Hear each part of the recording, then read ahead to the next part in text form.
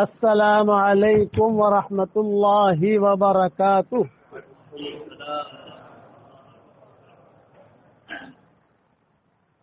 الحمد للہ نحمده ونستعینه ونستغفره ونؤمن به ونتوکل علیہ ونعوذ باللہ من شرور انفسنا ومن سیئات اعمالنا.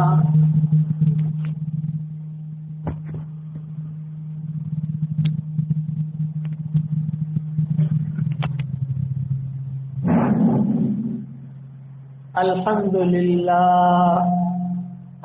للہ نحمده ونستعینه ونستغفره ونؤمن به ونتوکل علیہ ونعوذ باللہ من شرور انفسنا ومن سیئات اعمالنا ونعوذ باللہ من شرور انفسنا ومن سیئات اعمالنا.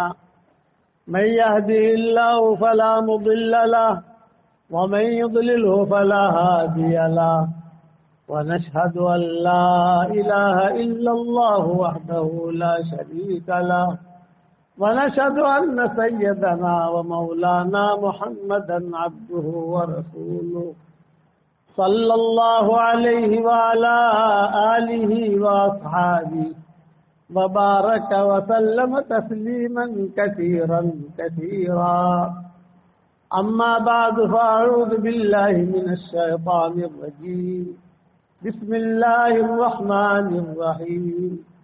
يا أيها الذين آمنوا اذكروا الله ذكرا كثيرا وسبحوه بكرة وأصيلا. هو الذي يصلي عليكم وملائكته ليخرجكم من الظلمات إلى النور وكان بالمؤمنين رحيما. تحيتهم يوم يلقونه سلام وأعد لهم أجرا كريما. يا أيها النبي إنا أرسلناك شاهدا ومبشرا ونذيرا وداعيا إلى الله بإذنه وسراجا منيرا. وبشر المؤمنين بأن لهم من الله فضلا كبيرا. ولا تطع الكافرين والمنافقين ودع أذاهم وتوكل على الله وكفى بالله وكيلا. صدق اللہ العظیم. قابل احترام بھائیوں، دوستوں اور بزرگوں، انسان کی سعادت مندی کی کچھ علامتیں علماء نے لکھی ہیں کہ کون سعادت مند ہے اور کون شقی ہے، کون نیک بخت ہے، کون بدبخت ہے. ان علامتوں میں سے ایک علامت یہ ہے کہ جسے قرآن پڑھنے کی یا قرآن دیکھنے کی یا قرآن سمجھنے کی یا قرآن پڑھانے کی توفیق مل جائے وہ سعید ہے. جس کی بیوی دیندار ہو وہ بھی سعید ہے، جس کا شوہر دیندار ہو وہ بھی سعید ہے، جس کی روزی اس کے شہر میں ہو وہ بھی سعید ہے، جس کا مکان وسیع ہو وہ بھی سعید ہے. وسیع ہونے کا مطلب یہ نہیں ہے کہ بنگلہ ہو، ہر آدمی بنگلہ کہاں سے لائے گا. وسیع ہونے کا مطلب یہ ہے کہ جہاں آدمی فارغ ہو جائے تو اپنے گھر میں آ جائے، ادھر ادھر بھٹکے نہیں. گاؤں میں بیٹھا ہے، ہوٹلوں پر بیٹھا ہے اور وہاں سگریٹیں پی رہا ہے، چائے پی رہا ہے، یا سمندر کنارے پر چلا گیا گھوم رہا ہے، یہ نہیں. تو یہ ساتھ کہ اس کا گھر وسیع ہو، مطلب اپنے کام کاج سے فارغ ہو جائے تو آ کے بیٹھ جائے. تو پہلی علامت لکھی ہے کہ جس کا تعلق قرآن سے. اور ایک جملہ میرا یاد رکھنا، جس سے اللہ محبت کرتا ہے اسے قرآن پڑھنے کی توفیق دیتا ہے. جس سے اللہ محبت نہیں کرتا اسے قرآن پڑھنے کی توفیق ہی نہیں ملتی. وہ قرآن پڑھنے کی کوشش کرے گا تو بھی نہیں ملے گی. بڑی مشکل سے قرآن شریف کھولے گا اور موبائل کے فون گھنٹی میں جی تو یہ کام آ جائے گا. اس لیے کہ شیطان جو ہے یہ قرآن کے کام میں رکاوٹیں بہت ڈالتا ہے. جو انہوں نے قرآن شریف کے ترجمے شروع کیے تو مجھے کسی ایک اللہ والے نے کہا کہ دیکھو یہ قرآن کا کام آپ کر رہے ہو تو اس میں شیطان رکاوٹیں بہت ڈالے گا, بہت رکاوٹیں آئیں گی. 13 سطری قرآن کا ہمارا ترجمہ پہلا آیا تو تقاضے آئے کہ نہیں 15 سطری ترجمہ ہونا چاہیے. حافظ یہاں پر ہندوستان میں 15 سطری میں ہوتے ہیں. ہم نے کوشش کی 15 پارا کر کے ہم ہار گئے, تھک گئے. یہ اپنا کام نہیں ہے. 15 سطری میں قرآن کا ترجمہ کرنا یعنی وہیں پر آیت ختم ہونی چاہیے, وہی ترجمہ بھی ختم ہونا چاہیے. سارا پوٹلا لیا, پوٹلا لے کر ہم نے سمندر میں ڈال دیا. یہ اپنا ہم نہیں کر سکتے اس کو. مرکز اس وقت میں ایک ہی تھا. یہ شورا عمارت کے جمیلے جو ہیں وہ اس وقت میں نہیں تھے. حضرت جی رحمۃ اللہ علیہ کا انتقال ہو چکا تھا, میرے والد صاحب رحمۃ اللہ علیہ کا بھی انتقال ہو چکا تھا. کیونکہ مولانا زبیر صاحب زندہ تھے. تو وہاں نظام الدین میں ہم رہتے تھے. تو سردی, دہلی کی سردی جنوری کی, تو جنوری کی سردی میں کمرے میں بیٹھتا تھا, میری اہلیہ کو باہر بٹھاتا تھا. اور یہ 15 سطری کا ہم پوری فیڈنگ کرتے تھے متن کی, غلطی نہ رہے متن کے اندر, اس لیے کہ اس میں ترجمہ سٹ کرنا ہے نا. تو کرتے ہم نے یہ ہار مان لی, کبھی نہیں کرنا. لیکن دور ہے منزل مقصود مگر ہے تو صحیح. شاعر کہتا ہے کہ دور ہے منزل مقصود مگر ہے تو صحیح. راہ کٹ جائے گی تو اصل سفر پیدا کر. جب اللہ کسی چیز کا کام کا ارادہ کرتا ہے تو اللہ وہ اسباب بھی بناتا ہے. مہندی والی مسجد میں بیٹھا ہوا اور 2-3 مولوی صاحب آئے, یہ کہا کہ مولوی صاحب آپ کا ترجمہ جو ہے ماشاءاللہ بہت آسان ہے, 15 سطری میں ہونا چاہیے. میں نے کہا 15 سطری میں ہونا چاہیے, رائے تو سب دیتے ہیں لیکن کر کے کون دے؟ رائے دینے والے بہت ہوتے ہیں, کر کے کون دے؟ وہ پوٹلی کی ضرورت پڑتی ہے, پیسہ بھی تو لگتا ہے. کہ فرشتہ آ کے پیسہ تو دیتا نہیں ہے. اور اب ہونا چاہیے پھر ایسا کہ وہ جسے ہم پسند کریں. تو اس نے کہا ہم کریں گے, یہ ہے وہ ہے. اچھا کتنا پیسہ لوگے؟ جو کہ اتنا پیسہ لیں گے. پہلے کچھ کام کیا ہے تم نے؟ جو کہا ہم نے کیا ہے کام. کس کا کام کیا بتاؤ؟ فلاں کا کام کیا, فلاں کا کام کیا. ذرا میں کام دکھاؤ کیسا کیا ہے. تو میں نے 15 سطری کا جو ترجمہ ہمارا آیا ہے, ابھی کچھ ہوا نہیں تھا, ابھی تو بات چل رہی تھی. ہمارا سفر تھے ہمارے. میں نے کہا پتہ نہیں زندہ رہتا ہوں مر جاؤں گا کیا ہوگا. یہ تمہارا پیمنٹ پہلے لے لو, پیشگی. جو بھی پیسہ طے ہوا ہمارا وہ پیسہ میں نے پہلے دے دیا ہوں. بس اب آپ کا کام ہے اتنی مدت تک یہ ہمیں سب کر کے دینا ہے, لیکن میں چیک کروں گا. قرآن کا کام ہے, اس سے بغیر چیک کیے رہوں گا نہیں. ایک ایک چیز چیک کروں گا, پھر میرے دستخط ہوں گے, پھر جو ہے یہ چھپنے کے لیے جائے. اب وہ جو مدت تھی وہ مدت تو رہی نہیں, پیسے مل گئے.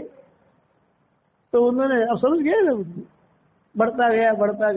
ارے میرے بھائی میں تو زندہ ہوں یار, ابھی مرا نہیں ہوں, اور جو ہے ابھی کام مجھے کر کے دو تاکہ میرے حیاتی میں چھپ جاوے. یہ بڑی تمنا ہے میری, 15 سطری والا قرآن چھپ جاوے. میں اس پر سناتا ہوں کہ آپ حضرات قرآن والے ہیں, تو قرآن کو اپنے سینے سے لگا دو. پڑھنے کے اعتبار سے, پڑھانے کے اعتبار سے, سمجھنے کے اعتبار سے, پھیلانے کے اعتبار سے اپنے سینے سے لگا دو. زیادہ سوچو مت کہ یار کیسے ہوگا. بہت مدت کے بعد یعنی جو ہمارا ایگریمنٹ ہوا نا 2 سال کا 2.5 سال کا کرے گا, تو اس نے 4 سال لگا لیے, 5 سال لگا لیے. ہم فون کرے تو فون اٹھاوے نہیں, پیسے دے دیے ہم نے, پر ہمیں فکر کبھی ہمیں اتنا بڑا کام ہے اور ساتھیوں کے تقاضے کا 15-17 میں ترجمہ آنا چاہیے. 15-17 میں ترجمہ تھا نہیں اس وقت میں. تو جتنے بھی اچھا ہمارے جتنے بھی ترجمے ہیں یا کتاب ہے وہ حقوق الطبع محفوظ ہم نہیں رکھتے. ایک ہی جملہ ہم لکھ دیتے ہیں کہ علم نبی اس امت کی مشترکہ میراث ہے. اس میں ہر مسلمان مرد اور عورت پارٹنر. ادھر اللہ کا شکر ہے کہ اللہ نے ہم سے کام لے لیا. ارے چھاپنے کا سب کو اجازت بغیر گھٹائے بڑھائے. کوئی چیز گھٹانے کی نہیں, کوئی چیز بڑھانے کی نہیں. یہاں اگر کوئی رائے دینی ہو تو رائے دے دو ہم کو کہ اس کی جگہ یہ ہو تو اچھا ہے. تم دیکھیں گے, مشورہ کریں گے. وہ 5 سال کے بعد آئے ظہر کی نماز کے وقت. میرا جنت بھی بیٹھا ہوا تھا, میں بھی تھا, اور وہ جو ہے بھاگے بھاگے آئے اور کہا مولانا مجھے ہدیہ دو. کیا ہدیہ دوں بھائی؟ ایک آپ کا 15-17 کا کام ہو گیا. بہت اچھا. تو کیا ہدیہ چاہیے؟ طہورا کی مٹھائی چاہیے. طہورا سویٹ. اچھا بھائی مٹھائی منگوا دو ان کو. اور اس نے مجھے وہ قرآن پورا جو کہتے ہیں وہ سارا کے سارا چیک کرنے کے لیے دیا. تو میں نے اس سے کہا کہ دیکھ بھائی میں تو ابھی چیک کرنے کے موڈ میں نہیں ہوں. پرسوں یا ترسوں 2-3 دن کے بعد ہمارا حج کا سفر ہے. ہم حج میں جا رہے ہیں انشاءاللہ. تو وہی حجاز میں ہی ہم اس کو چیک کریں گے. وہی فرصت ملتی ہے. حرم شریف میں بیٹھے ہیں تب پڑھتے رہے, طواف کرتے کرتے پڑھ لیا, یہ کرتے کرتے پڑھ لیا. ابھی تو ہم حج کی تیاری میں لگے ہیں. بس کہ بہت اچھا. اور مولانا بہت اچھا ترجمہ, یعنی بہت اچھا کام ہوا ہے. آپ نے جیسا کہا ویسا کیا ہے. جیسے روپیے ڈالنے کے کہے تھے ویسے ڈالے. بسم اللہ الگ الگ قسم کے. میری خواہش تھی کہ الگ الگ قسم کے بسم اللہ ہیں. یہ بھی ڈالے. میں نے کہا ٹھیک ہے اب تو جا. خیر وہ گیا, مٹھائی بھی لے گیا, ہدیہ بھی لے گیا. ایک آتا تھا وہ آ کے کہتا تھا کہ اود اتر چاہیے تو اس کو اود اتر دیتا تھا. نظام الدین آتا تھا, 2 پارے لے کر آوے تو کم کر کے دے. 2 پارے لے کر آ رہی ہوں. دلی والے جو بولتے ہیں 2 پارے لے کر آ رہی ہوں, میرے لیے وہ تیار رکھنا. اچھا میں تیار ہے تیرے لیے, اس کو لے کے آ. تو میرے بیٹے کو کہہ دوں الاف پرفیومرس میرا بیٹا عبد الوہاب گولڈن روڈ والا, اس کو کہو بھی وہ آ رہا ہے اس کو اچھا والا دے دینا. اس کو کتنا دوں؟ میں نے کہا بھائی جو دینا وہ دے دینا یار, میرے حساب میں لکھ دینا. تو ابا بہت مہنگا ہے. میں نے کہا جو مہنگا وہ قرآن سے تو مہنگا ہے نہیں. قرآن سے تو مہنگا ہے نہیں. وہ خوش رہے گا تو دوسرا لے کے جلدی جلدی کام کرے گا. کیا کریں گے اپنے کو آتا نہیں ہے کچھ. تو وہ مجھے عبد الوہاب جو ہے وہ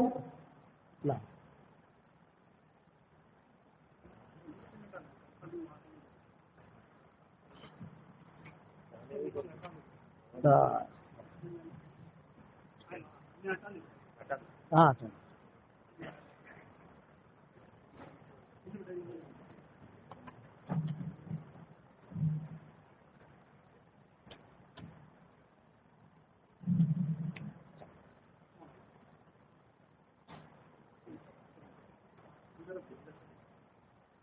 تو الگ الگ قسم کے لوگ کام کرتے تھے. کوئی اود مانگے اود دے دوں, کوئی گلاب مانگے گلاب دے دوں, کوئی بکھرے موتی کا سٹ مانگے بکھرے موتی کا سٹ دے دوں, ہمارا کام کر کے دو. کوئی مٹھائی مانگے مٹھائی دے دوں. تو ہم زور کی نماز میں بیٹھے ہوئے تھے. اس نے کہا مولانا تو ہو رہا کہ مٹھائی دو, میرا کام ہو گیا. میرے کو بہت اچھا میں لاؤ دلاؤ دے دیا. میں نے لے کے رکھ لیا. پھر میں نے میرے جنات سے کہا کہ بھائی مکہ مکرمہ حج میں یہ ساری چیزیں لے کے جاؤں, یہاں تھوڑا نظر تو ڈالوں کیا ہے اس میں. جب میں نے کھولا تو ہر صفحے میں غلطیاں. میں نے لوگوں کو فون کیا کہ آپ نے کیا کام کر کے دیا مجھ کو, تو ہر صفحے میں غلطیاں ہیں. نہیں ہو سکتا. میں نے کہا تشریف تو لاؤ, یہ پہلے مجھے واٹس ایپ پر کر دو. اب وہ آنے کے لیے شرماتے تھے تو میں نے وہی پولندہ ان کو دے دیا. اب میرا دل اتنا ٹوٹا, میں نے کہا یار اتنے سالوں سے میں کوشش میں لگا ہوں اس کی, اور اس نے لا کے دیا, فائنل کر کے دیا, اور اس میں غلطیاں ہیں. اب مکہ لے کے کیا جاتا, میں اس کو اٹھا کر طواف بھی کرتا, چیک بھی کرتا, اور غلطیاں بھی نکلتی اس میں. خیر اور محنت کی اور محنت کی اور محنت کی, تب جا کر یہ 15-17 قرآن ہمارا تیار ہوا الحمدللہ. اور اللہ کے کرم سے سب سے زیادہ یہی مقبول ہوا. محنت لگی اس کے اندر, سب سے زیادہ مقبول ہوا. ہمیشہ یہ اب 16 کا ڈیمانڈ ہے. ہندوستان میں 15 میں حافظ ہوتے ہیں, پاکستان میں 16 میں حافظ, وہاں 16 کا معمول ہے.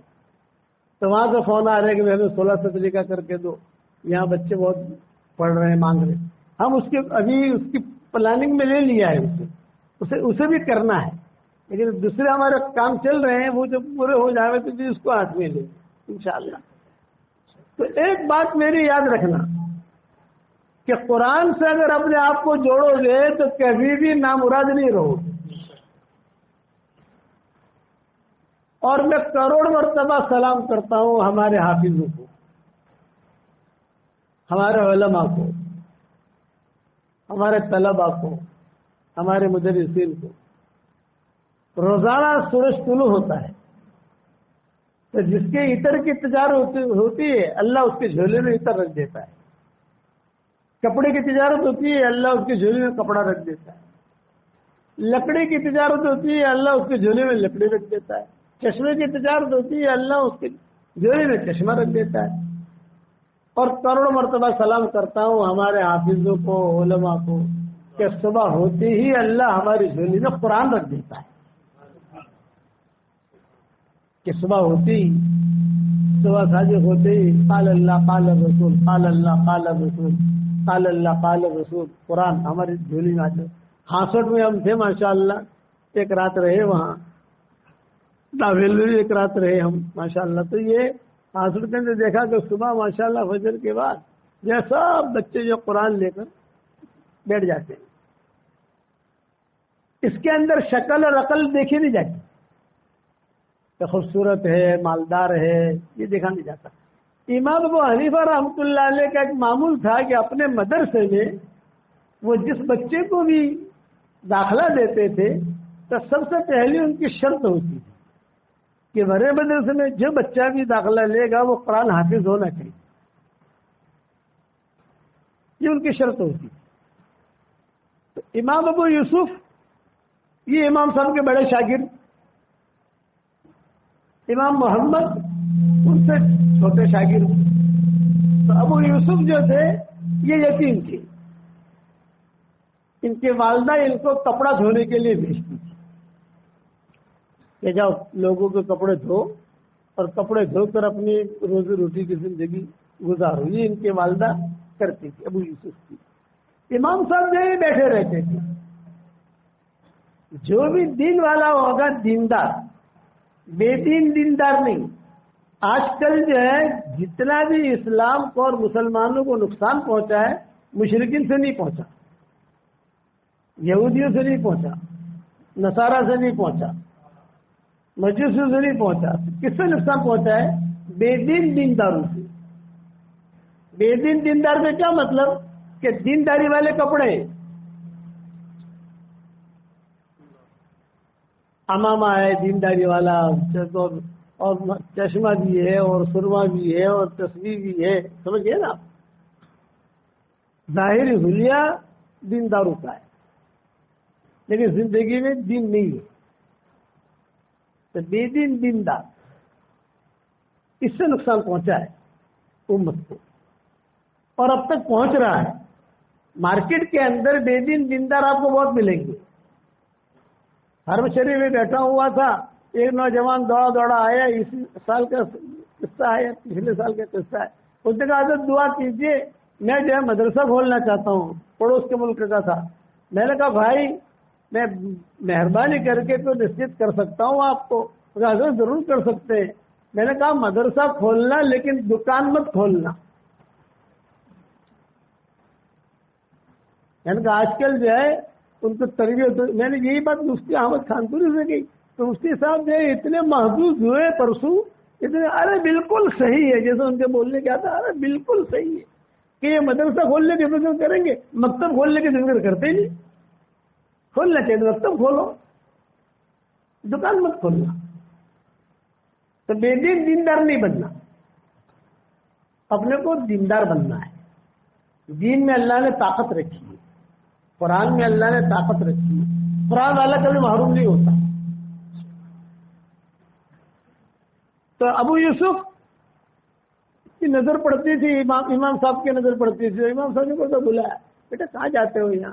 یہ کہا میں جو ہے لوگوں کے کپڑے دھونے جاتا ہوں. تیری ماں بیوہ ہے, بہت تمہاری ماں بیوہ ہے تو کتنا پیسہ ملتا ہے؟ 1 درہم. تو میں اگر 2 درہم دوں تو کوئی بات نہیں. تب یوسف نے یہاں پڑھنا شروع کر دیا. کچھ ہی دنوں میں حافظ ہو گئے. ان کی ماں آئی, ان کی ماں نے کہا کہ ارے مولوی صاحب میرے بیٹے کو بگاڑ رہے ہو آپ.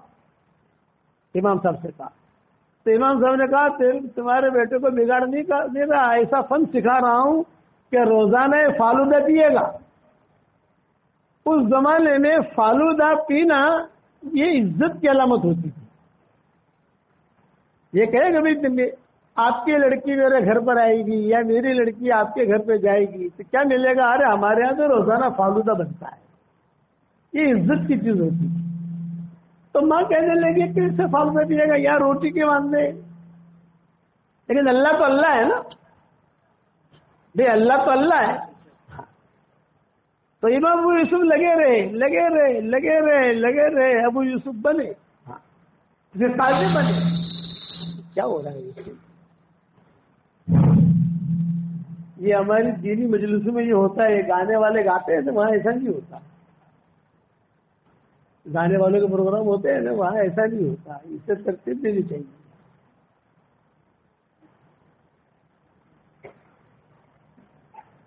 تو کان والا سب ہوتا ہے اللہ.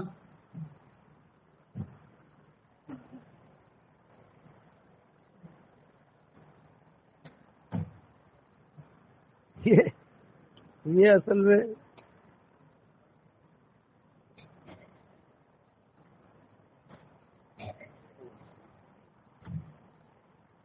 یہ کان والا جو ہے نا یہ ہے اصل پائلٹ لوگوں کے لیے. ہم لوگ امریکہ کے سفر سے آ رہے تھے. فرسٹ کلاس میں ہماری سیٹیں تھی اور امریکہ سے ہمیں اترنا تھا جرمن یا ہالینڈ, میں بھول گیا ان دونوں میں سے جگہ ہمیں اترنا تھا. تو لمبی فلائٹ تھی وہ. تو پائلٹ جو ہے وہ باہر آیا اپنا استنجا وغیرہ کے لیے, تھوڑا سا ٹہلنے لگا فلائٹ میں. تو ہمارے قریب سے گزرا تو جنٹل مین. ہم تو سمجھے نہیں جنٹل مین کیا کہہ رہے ہیں. پھر جو ہے وہ کوکپٹ میں لے گیا جہاں ہوائی جہاز اڑاتے کیا ہے آواز آ رہی ہے.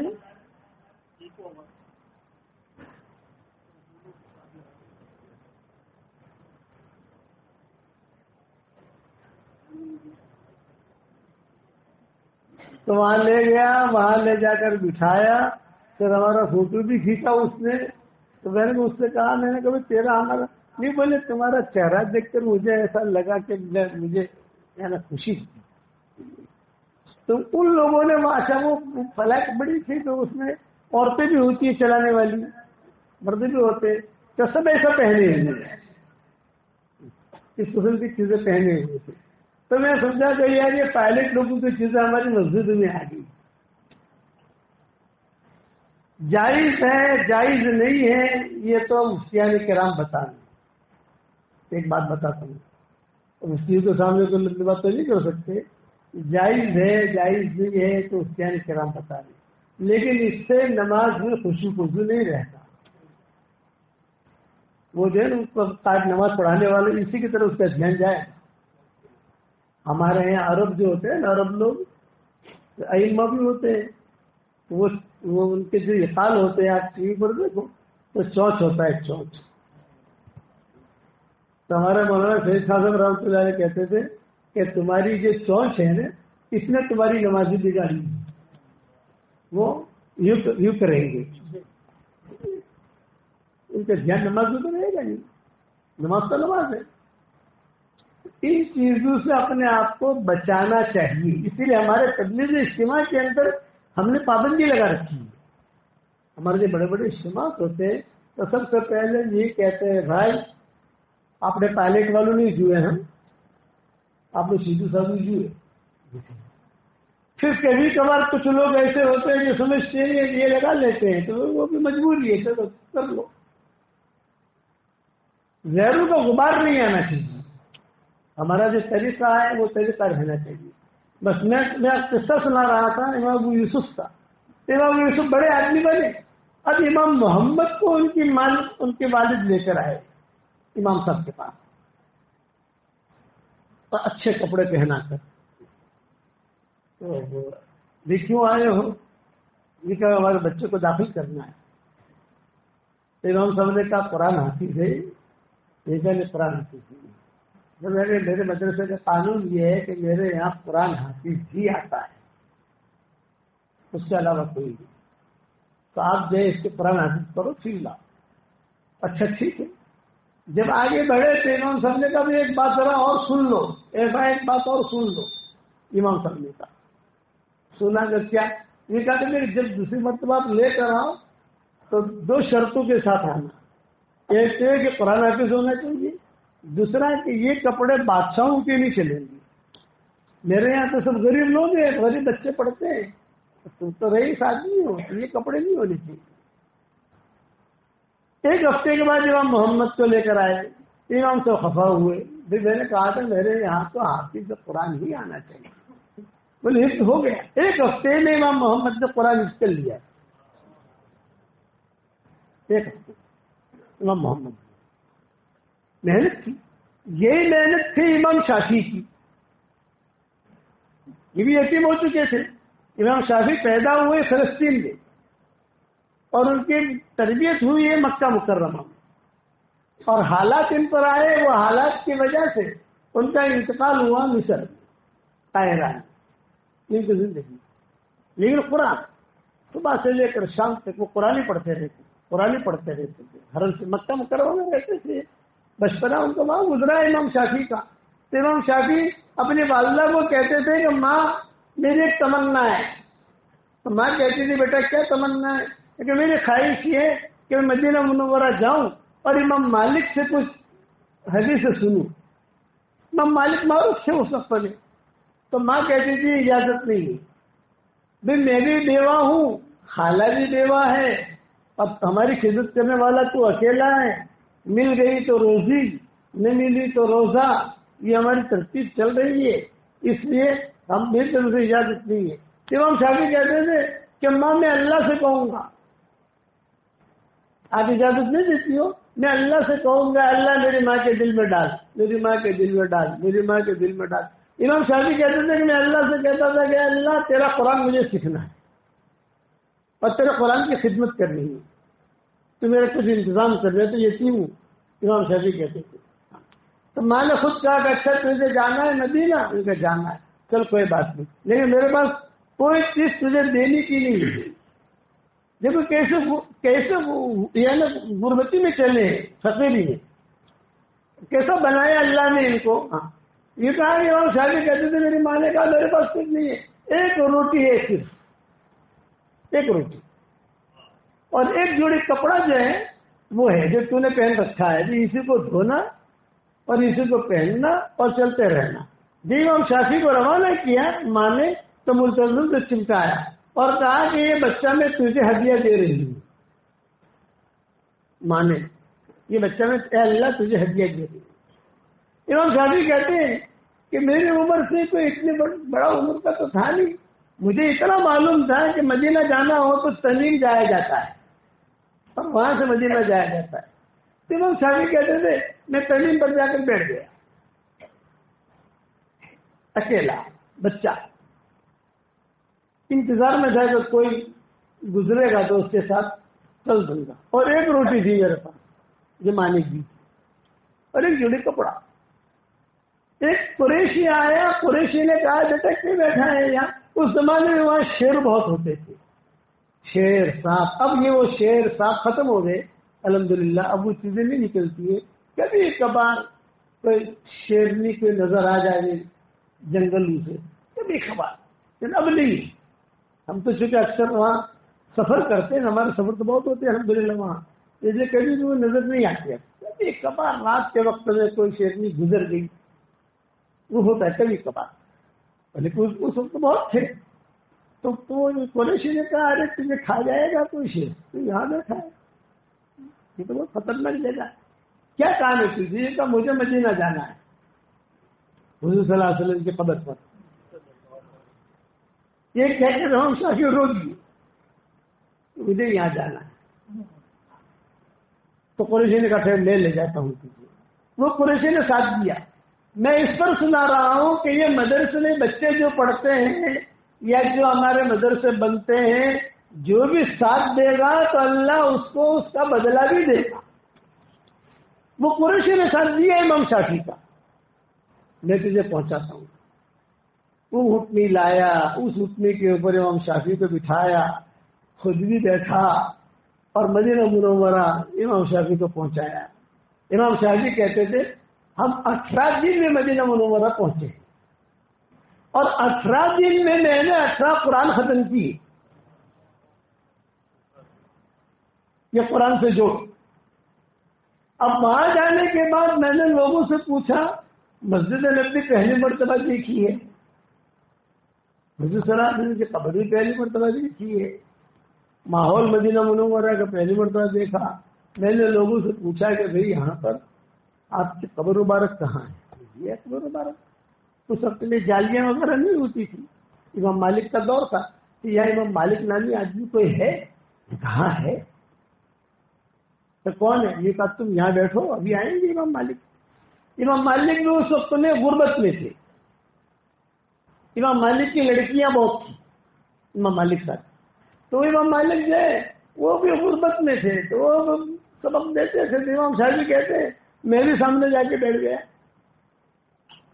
اب سامنے جا کے بیٹھا تو امام مالک کی نظر مجھ پر پڑی.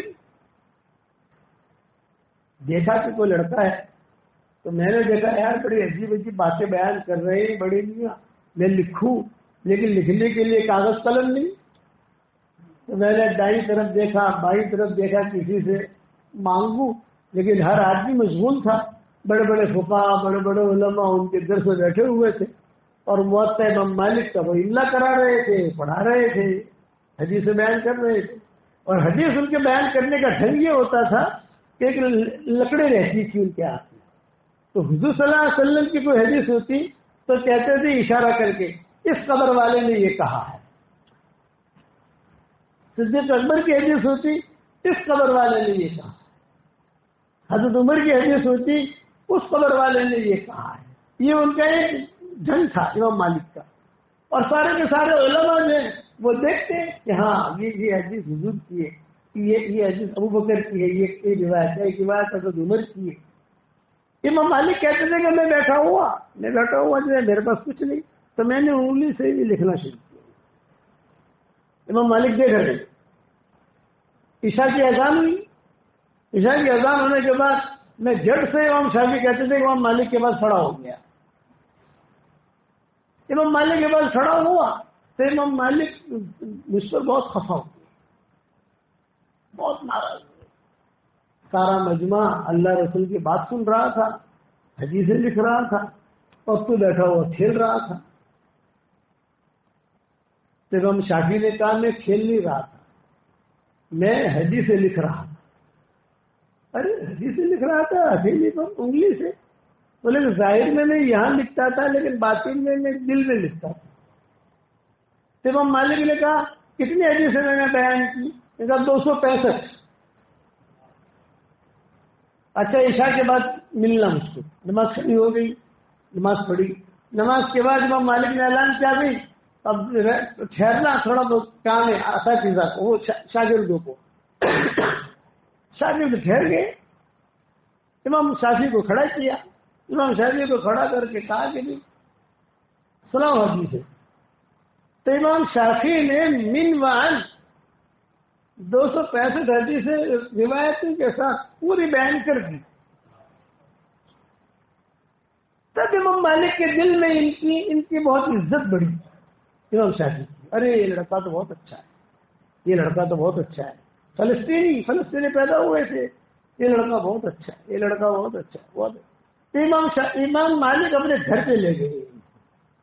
امام شافعی مسجد نبوی میں کہیں پڑھا رہتے تھے. کہ نہیں تم میرے گھر پہ رہو. گھر پہ آئے, اب گھر پہ لائے, اب تم میرے پاس علم حاصل کرو. یہ قرآن لے کے چل رہا ہے. قرآن بہت پڑھتے تھے.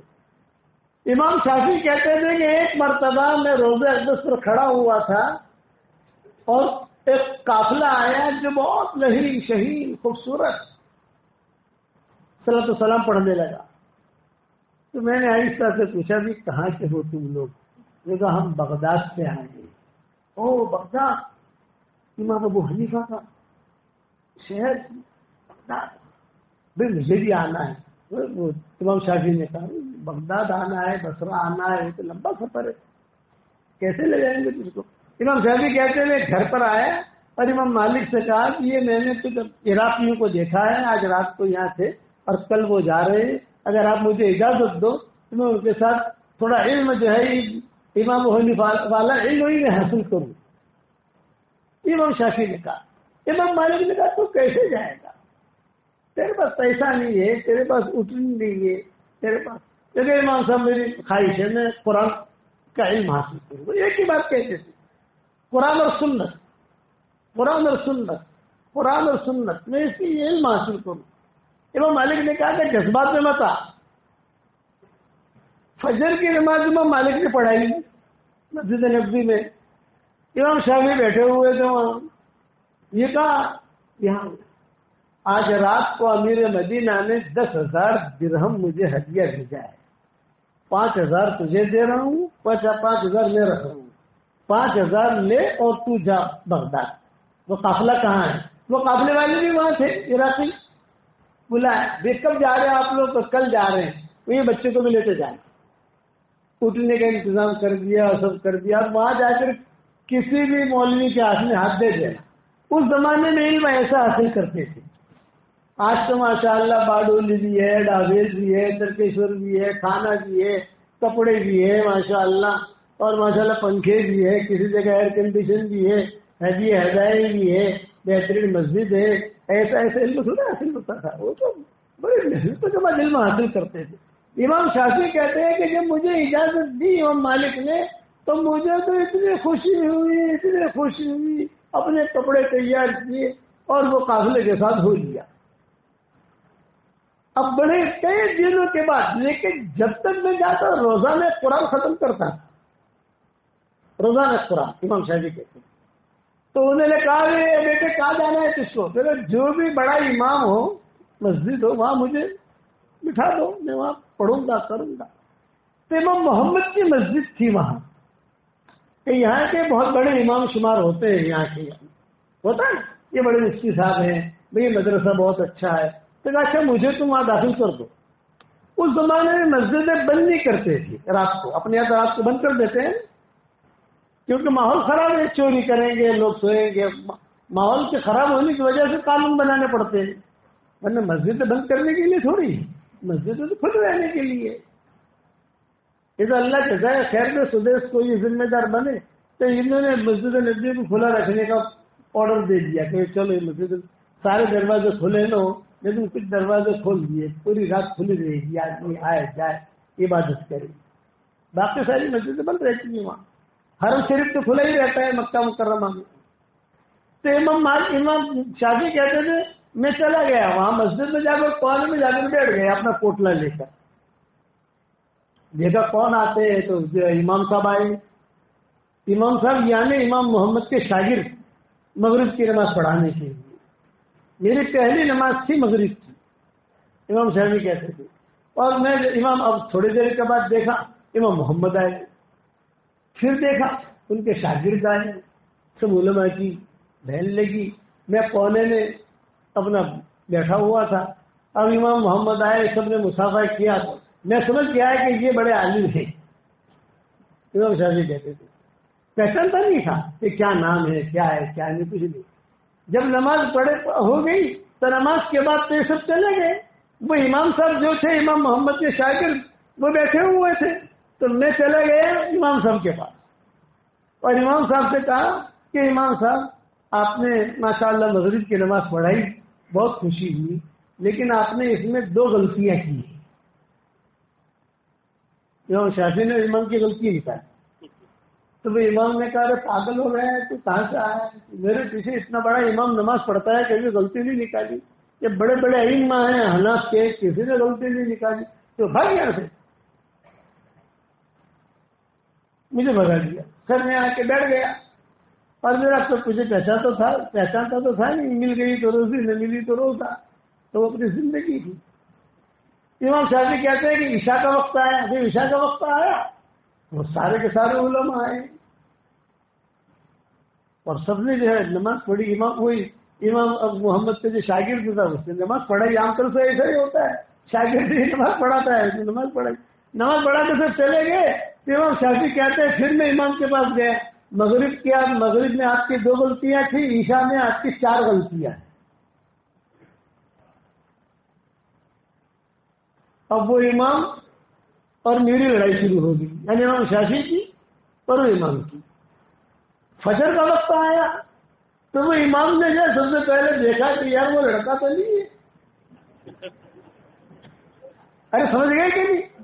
رمضان کے مہینے میں جب حافظ قرآن سناتا ہے تو دیکھتا ہے کہ کوئی چندے والا حافظ تو نہیں ہے، غلطی نکالے گا وہ، یا کوئی نیا چہرہ تو نہیں ہے۔ تو وہ امام محمد کو کیا دیکھے، وہ مجھے دیکھ رہا تھا کہ بولو نہ تو کونے میں تھا، لے کے آ جاتا، میں تو نہیں بیٹھا تھا۔ تو وہ امام نے کہا کہ یار 4 غلطیاں تو نکال چکا ہے یہ، اب پتہ نہیں فجر میں کیا کرے گا۔ خیر فجر کی نماز میں نے پڑھائی، امام صاحب وغیرہ نکلے، لیکن امام محمد باہر کھڑے رہ گئے، اپنے کسی شاگرد کے ساتھ بات کرنے لگے باہر۔ وہ امام شافعی کہتے ہیں میں آیا امام کے پاس، آہستہ آہستہ چلا تو وہ امام بیچارہ سٹ پٹایا، دیکھا جی کہ مغرب میں آپ کی 2 غلطیاں تھیں، عشاء میں 4 اور فجر میں بھی 2 غلطیاں ہیں آپ کی۔ تو امام جو ہے وہ ایک دن جذبات میں آ گیا، تو ہے کون مسافر آدمی، اتنے بڑے بڑے نماز پڑھتے ہیں، کبھی کسی نے غلطی نہیں نکالی، اور تو کون ہے یہ کہہ رہے؟ غصے میں وہ امام کھڑے ہوئے اور جا کر امام محمد سے کہا کہ کوئی لڑکا آیا ہے اور کل سے پریشان کر رہا ہے، آپ کی یہ غلطیاں ہیں، آپ کی یہ غلطیاں ہیں۔ امام محمد نے کہا جذبات میں نہیں آتے، اس سے جا کر 1-2 سوال کر لو، وہ اگر سوال کا صحیح جواب دے دے تو سبق بتا لیں گے۔ امام محمد نے کہا تو ٹھیک ہے۔ امام محمد نے کوئی چیز بتائی، ان کو کوئی حدیث پوچھی یا کوئی مسئلہ پوچھا، کوئی چیز امام شافعی کو جا کے پوچھا تو امام شافعی نے جواب دے دیا۔ تو امام محمد نے کہا وہ عالم ہے، اور مجھے ایسا لگتا ہے کہ مدینہ منورہ میں امام مالک سے سیکھ کر آیا ہے، اسے بلاؤ میرے پاس۔ امام محمد کے پاس امام شافعی گئے، امام محمد نے امتحان لیا تو اسے بڑا لڑکا ہے، سیدھے سادے۔ ہمیشہ یاد رکھنا بعض مرتبہ سیدھے سادے لوگ ہوتے ہیں اللہ ان سے بڑا کام لیتا ہے، اور بعض مرتبہ ٹیپ ٹاپ والے ہوتے ہیں لیکن اندر سے خالی ہوتے ہیں۔ امام محمد نے کہا کہ تم یہاں آئے ہو، اچھا غلطیاں کیا نکالتے تھے؟ بھائی ہمارے احناف میں جو ہے رفع یدین نہیں ہے، وہ رفع یدین کرتے تھے۔ اب یعنی ہمارے احناف میں جو ہے امام مالکی مذہب میں رفع یدین ہوتا ہے، احناف میں رفع یدین ہوتا نہیں ہے۔ تو امام شافعی جو ہے وہ غلطی نکالتے تھے کہ تم نے رفع یدین کیوں نہیں کیا؟ رفع یدین ہونا چاہیے، آمین بالجہر ہونا چاہیے، تو ہم لوگ جہر کیوں نہیں پڑھتے ہو؟ تو وہ امام مالکیہ مذہب کے مطابق غلطی نکالتے تھے، یہ حنفی امام، آپ سمجھ گئے نا، یہ غلطیاں نکالتے تھے، وہ تو مسلکی اختلاف تھا۔ امام محمد نے اپنے پاس رکھا، امام محمد نے اپنے پاس رکھ کر ان کی تربیت کی، ان کی بھی لڑکیاں تھیں امام محمد کی۔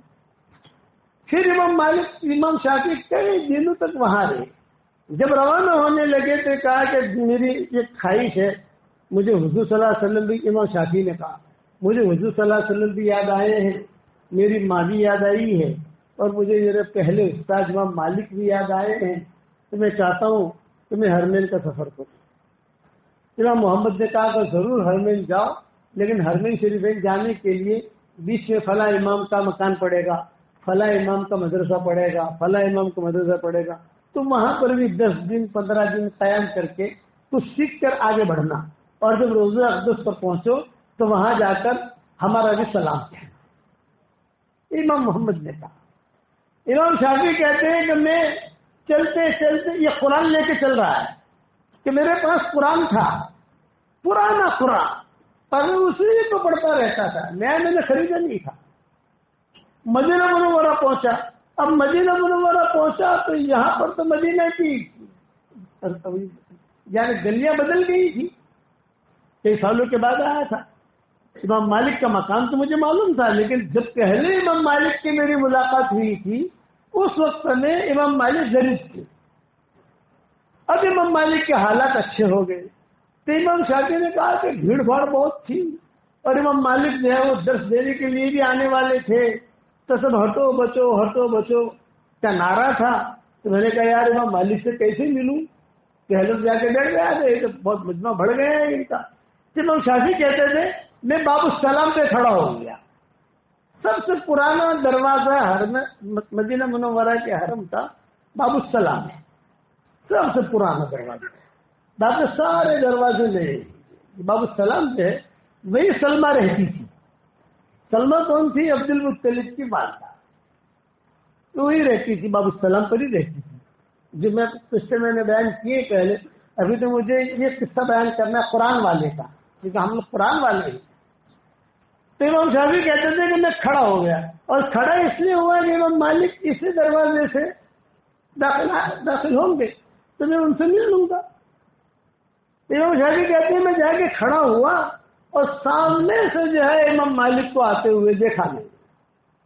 ان کی موت امام مالک جو ہے 5 آدمی اٹھائے ہوئے تھے، 5 آدمی، اور اٹھا کر وہ آگے آگے چل رہے تھے، امام مالک پیچھے پیچھے چل رہے تھے، اور بہترین قسم کا جبہ پہنا ہوا، بہترین قسم کا عطر لگایا ہوا، اور امام مالک جو ہے اپنا سر نیچے کیے، ان کے شاگرد بھی ان کے ساتھ تھے.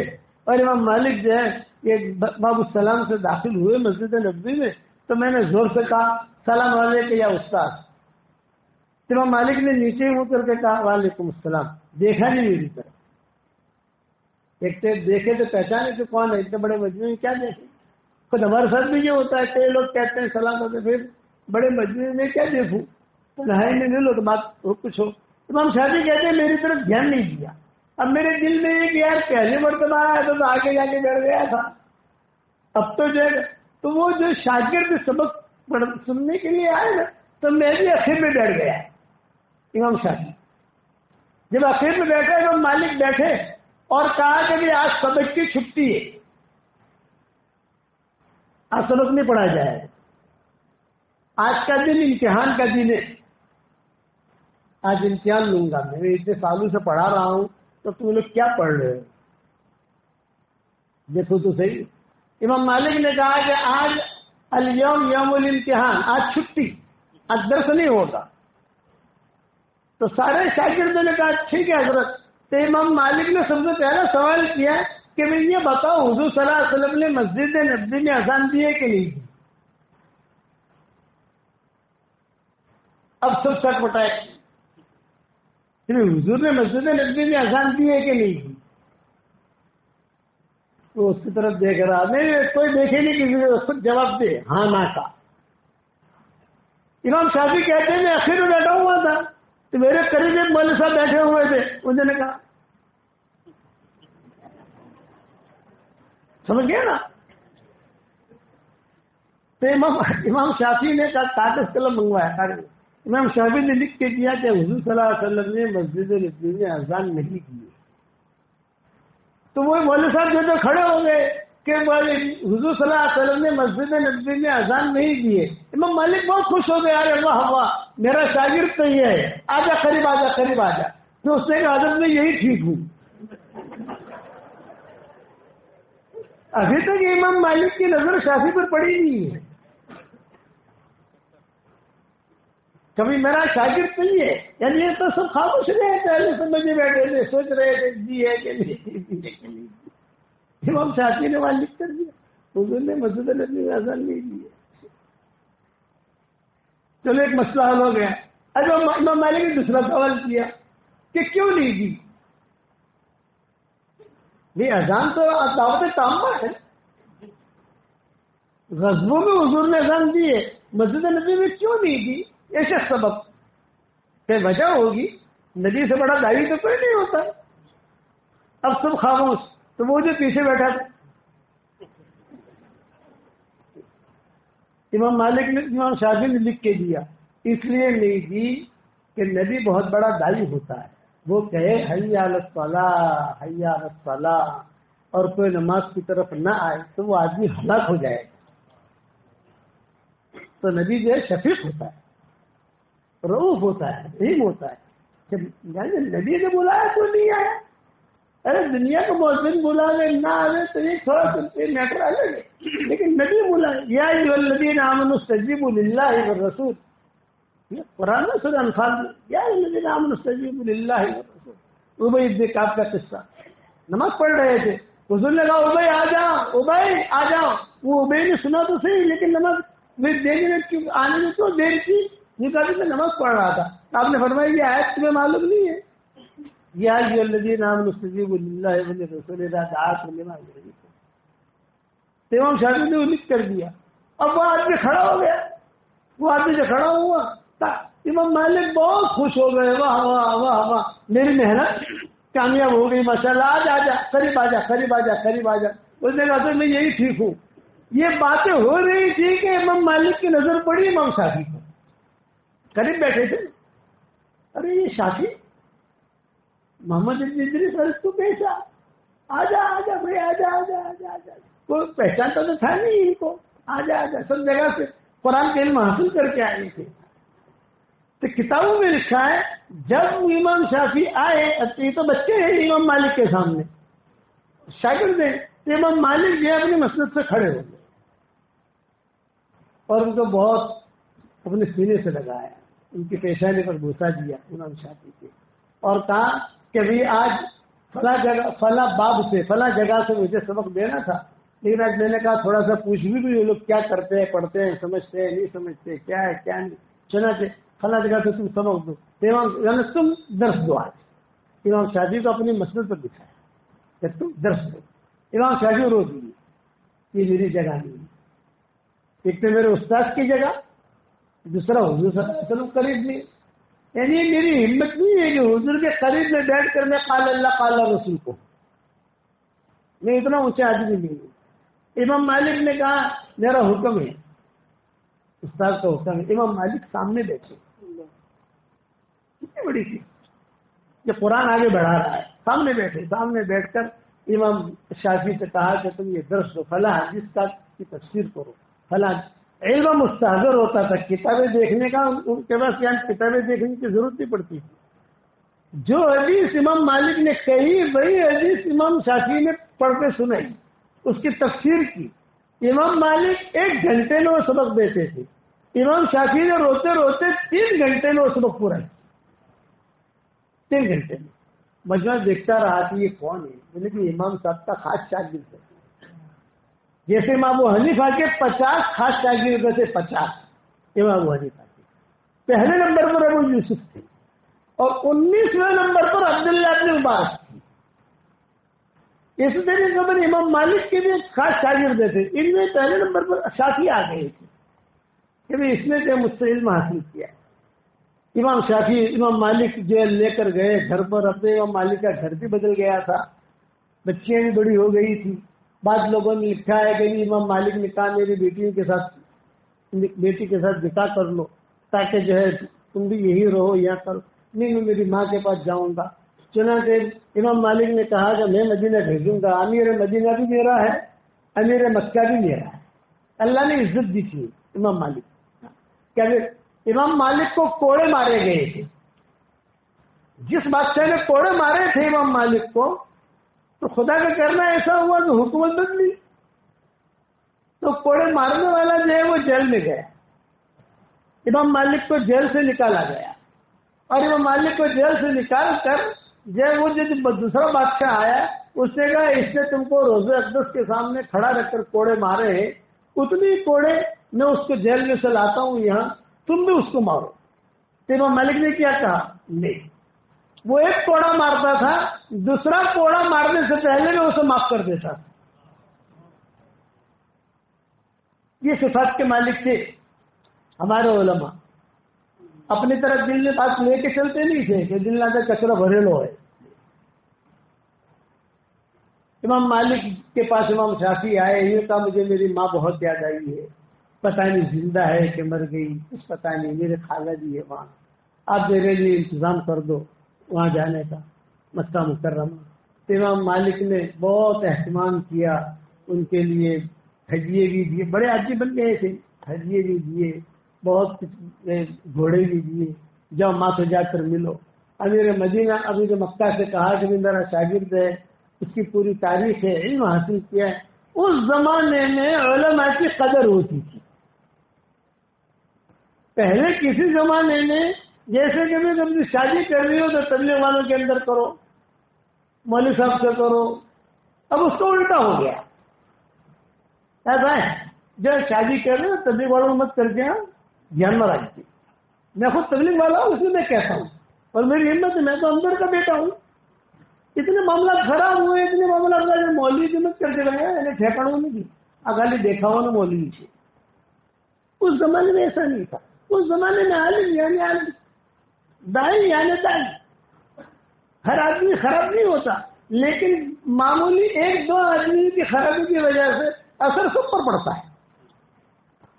اثر سب پر پڑتا ہے. میں دنیا بھر کے ملکوں کے اندر اللہ مجھے لے جاتا ہے. لوگ مجھے پوچھتے ہیں تو مولانا کون سے ملکوں میں گئے؟ میں نے کہا بھائی مجھے یہ پوچھ کہ میں کون سے ملک میں نہیں گیا. اللہ تعالیٰ نے ہر جگہ پہنچایا تو ہر جگہ کے لوگوں سے ہمارے واسطے پڑتے ہیں. پھر ان کو سمجھاتے ہیں. کبھی ہمارا دعوت کے کام کرنے والے ساتھی سیدھے سادے ہوتے ہیں، کچھ اگر ان سے اوک چوک ہو جائے تو ان پر اتنی تنقید نہیں کی جاتی. یہ ہوتے سیدھے سادے بیچارے، پڑھے لکھے تو ہوتے نہیں. میرے والد صاحب رحمۃ اللہ علیہ کہتے تھے کہ یہ ہمارے دعوت کے کام کرنے والے ساتھی اتنے سیدھے ہوتے ہیں کہ بیچارے یہ بالکل سورہ اخلاص کے بغیر آتے ہیں اور پورا قرآن لے کے جاتے ہیں. جو محنت کرتا ہے وہ. اسی لیے میں سب جگہ ایک کے اعلان کرتا ہوں، دعوت کا کام کرو، مدرسوں کا کام کرو، خانقاہوں کا کام کرو، مکاتب کا کام کرو، مگر ایک شرط کے ساتھ، اور وہ شرط یہ صفات کے ساتھ کرو. جہنم میں سب سے پہلے مشرک نہیں جائے گا، جہنم میں سب سے پہلے یہودی نہیں جائے گا، جہنم میں سب سے پہلے نصارہ نہیں جائیں گے، جہنم میں سب سے پہلے مجوسی نہیں جائیں گے. تو جہنم میں سب سے پہلے کون جائے گا؟ سوال ہے کہ جہنم میں کون جائے گا؟ وہ دین کے کام کرنے والے جہنم میں سب سے پہلے جائیں گے جن کی نیتوں میں کھوٹ تھا. میرے والد صاحب رحمۃ اللہ علیہ نے یہ مضمون رائمنڈ کے اجتماع میں بیان کیا تھا. پیچھے حضرت شیخ الحدیث بیٹھے ہوئے مولانا زکریا صاحب رحمۃ اللہ علیہ جنہوں نے فضل اعمال کی. جب یہ بات کہی تو حضرت شیخ سے جھاڑے بار بار سے اور آ کر کہا کہ ابھی بالکل صحیح ہے، اپنی نیتوں کو ٹٹولنا چاہیے. تو کیوں کرتے ہیں؟ ہمارے مولانا ابراہیم صاحب کہتے ہیں چلانا جاؤ چھو تو کیمپ جاؤ چھو. آپ پڑھا رہے ہو تو کیوں پڑھا رہے ہو؟ سر ابا ایک بات کہتے تھے، اس زمانے میں جو ہے یہ سب مسئلے تھے نہیں، تو مجمع بھی سب مجتمع تھے، مجمع بہت ہوتے تھے، مدرسے بھی بہت تھے. تو ابا کہتے تھے کہ دیکھو میں ایک بات کہتا ہوں اور ڈرتے ڈرتے کہتا ہوں، لیکن چونکہ ہمارے حضرات بیٹھے ہیں اس لیے میں ان کے سامنے کہتا ہوں تاکہ حشر کے میدان میں میری پکڑ نہ ہو. میں اس لیے کہتا ہوں تاکہ میں بھی بچوں آپ بھی بچو. پھر کہتے تھے کہ ایک بات یاد رکھنا، دعوت کا کام کرتے کرتے اگر کوئی بگڑ گیا اور مدرسہ چلاتے چلاتے کوئی بگڑ گیا، خانقاہ چلاتے چلاتے کوئی بگڑ گیا، مکتب چلاتے چلاتے کوئی بگڑ گیا، وہ کعبے میں جا کر بھی سدھرے گا نہیں. یہ ابا کہتے چلو بھرے مجمع میں کہتے تھے. تقی صاحب بھی ہوتے تھے، مولانا موسیٰ روحانی بازی رحمۃ اللہ علیہ بہت بڑے لاہور کے شیخ ہیں، وہ ابا کے سامنے بیٹھتے تھے. بڑا پٹھان تھے وہ، بڑا ان کا امامہ اور بڑا چشمہ. اور اب وہ کہتے تھے کہ حضرت میں صرف آپ کا بیان سننے آتا ہوں، آپ کا بیان سن کے پھر میں لاہور سے رائمنڈ خریدے کیونکہ میں جو آپ کا بیان سن کے اپنے مدرسے میں چلا جاتا ہوں کہ میرے مرید ان کے ہاتھ میں اللہ نے ایسی شفا دی تھی، ایسا معاملہ کیا تھا کہ بڑے بڑے حکومت کے بڑے بڑے وزرا آتے تھے، ہمارا فلاں کام اٹکا ہوا ہے، ہو جائے گا تو مولانا موسیٰ روحانی بازی رحمۃ اللہ علیہ کہتے تھے آپ کا کام ہو جائے گا انشاءاللہ، کیا پیسہ لوگے؟ یہ کہ آپ چیک رکھ دو، جتنا مجھے بھرنا ہوگا پیسہ بھر لوں گا، جتنا میرے اندر طاقت ہوگی، اور میرے لیے نہیں لوں گا، یہ لوں گا مدرسوں کے لیے، ایک پیسہ میرے لیے نہیں۔ تو وہ لوگ آتے تھے کہتے تھے کہ وہ کام ہو جانا چاہیے، آپ نے فرمایا انشاءاللہ کل اخبار میں آ جائے گا۔ اتنا پاورفل آدمی تھا وہ موسیٰ روحانی بازی، کل اخبار میں آ جائے گا، دوسرے دن اخبار میں آ جاتا تھا، ان کے پاس اللہ نے ایسا عمل دیا تھا۔ پھر وہ پیسے لیتے تھے، پیسے لے کر اس کو کہتے کہ بینک میں پیسہ پیچھے کے نہیں کہ انہیں غلط کاغذ جو ہو، یہ بھی تو ہوتا تھا نا، اگر خالی کاغذ ہوا تو ریورس کرنٹ بھی ہوگا، وہ بھی آتا ہے، سمجھ گئے نا، جو آیا وہ چلا بھی جائے گا۔ تو برابر پیسے آتے تھے ٹھیلے کے ٹھیلے، اور وہ کہتے تھے کہ یہ اتنے کروڑ فلاں مدرسے میں دے دو، یہ کروڑ فلاں مدرسے میں دے دو، فلاں کئی مدرسے وہاں پاکستان میں کھڑے ہو گئے۔ یہ ہمارے آنکھوں کے سامنے کے قصے ہیں۔ یہ مولانا موسیٰ روحانی بازی سامنے بیٹھتے تھے ابا کے بیان کے اندر، کہتے تھے کہ میں یہاں سے جاتا ہوں تو کچھ لے کے جاتا ہوں، اس لیے میری ایک نصیحت ہے صرف بے دین دیندار نہیں بننا، ہم قرآن والے ہیں، بڑے لوگ ہیں۔ اس پر ایک قصہ سنا کر بات ختم کروں۔ ایک حضور صلی اللہ علیہ وسلم کے زمانے میں مدینہ منورہ میں ایک تاجر تھا، اس کا نام تھا اسلم، یہودی تھا۔ یہ اسلم، زینب، یہ اوپر کے نام ہیں جو حضور صلی اللہ علیہ وسلم نے باقی رکھی۔ حضور صلی اللہ علیہ وسلم کو زہر دینے والی جو یہودیہ تھی اس کا نام بھی زینب تھا، یہودیہ تھی۔ آج بھی یہودیوں کے یہاں اسلم نام بھی ملے گا، زینب نام بھی ملے گا، لیکن حضور صلی اللہ علیہ وسلم نے وہ نام بدلے نہیں، برقرار رکھے۔ خود اپنے گھر میں، ان کے گھر میں کتنی زینبی تھی، زینبوں کے قصے آتے تھے مدینہ منورہ میں، تو حضور صلی اللہ علیہ وسلم فرماتے تھے ایہ زیانی، ایہ زیانی، کون سی زینب، کون سی زینب، زینب بہت تھی۔ تو حضور صلی اللہ علیہ وسلم کے زمانے میں ایک تاجر تھا، اس کا نام تھا، حضور کے زمانے میں نہیں، آپ کی بعثت سے پہلے، اس کا نام تھا اسلم، یہودی تھا۔ یہ مدینہ منورہ سے جاتا تھا جارڈن، جارڈن سے شام، شام سے ایران تک وہ سفر کرتا تھا، اور وہاں سے ہیرے کے بارات ہوتے ہیں، یہ پتھر، عقیق، فروزہ، یہ لاتا تھا، اور اس کے ہاتھ میں کچھ ایسی چیز تھی کہ آتے ہی مال بک جاتا تھا اس کا۔ وہاں وہ سامان خرید رہا تھا اور ایک لڑکا دیکھا، نہ شکل نہ عقل۔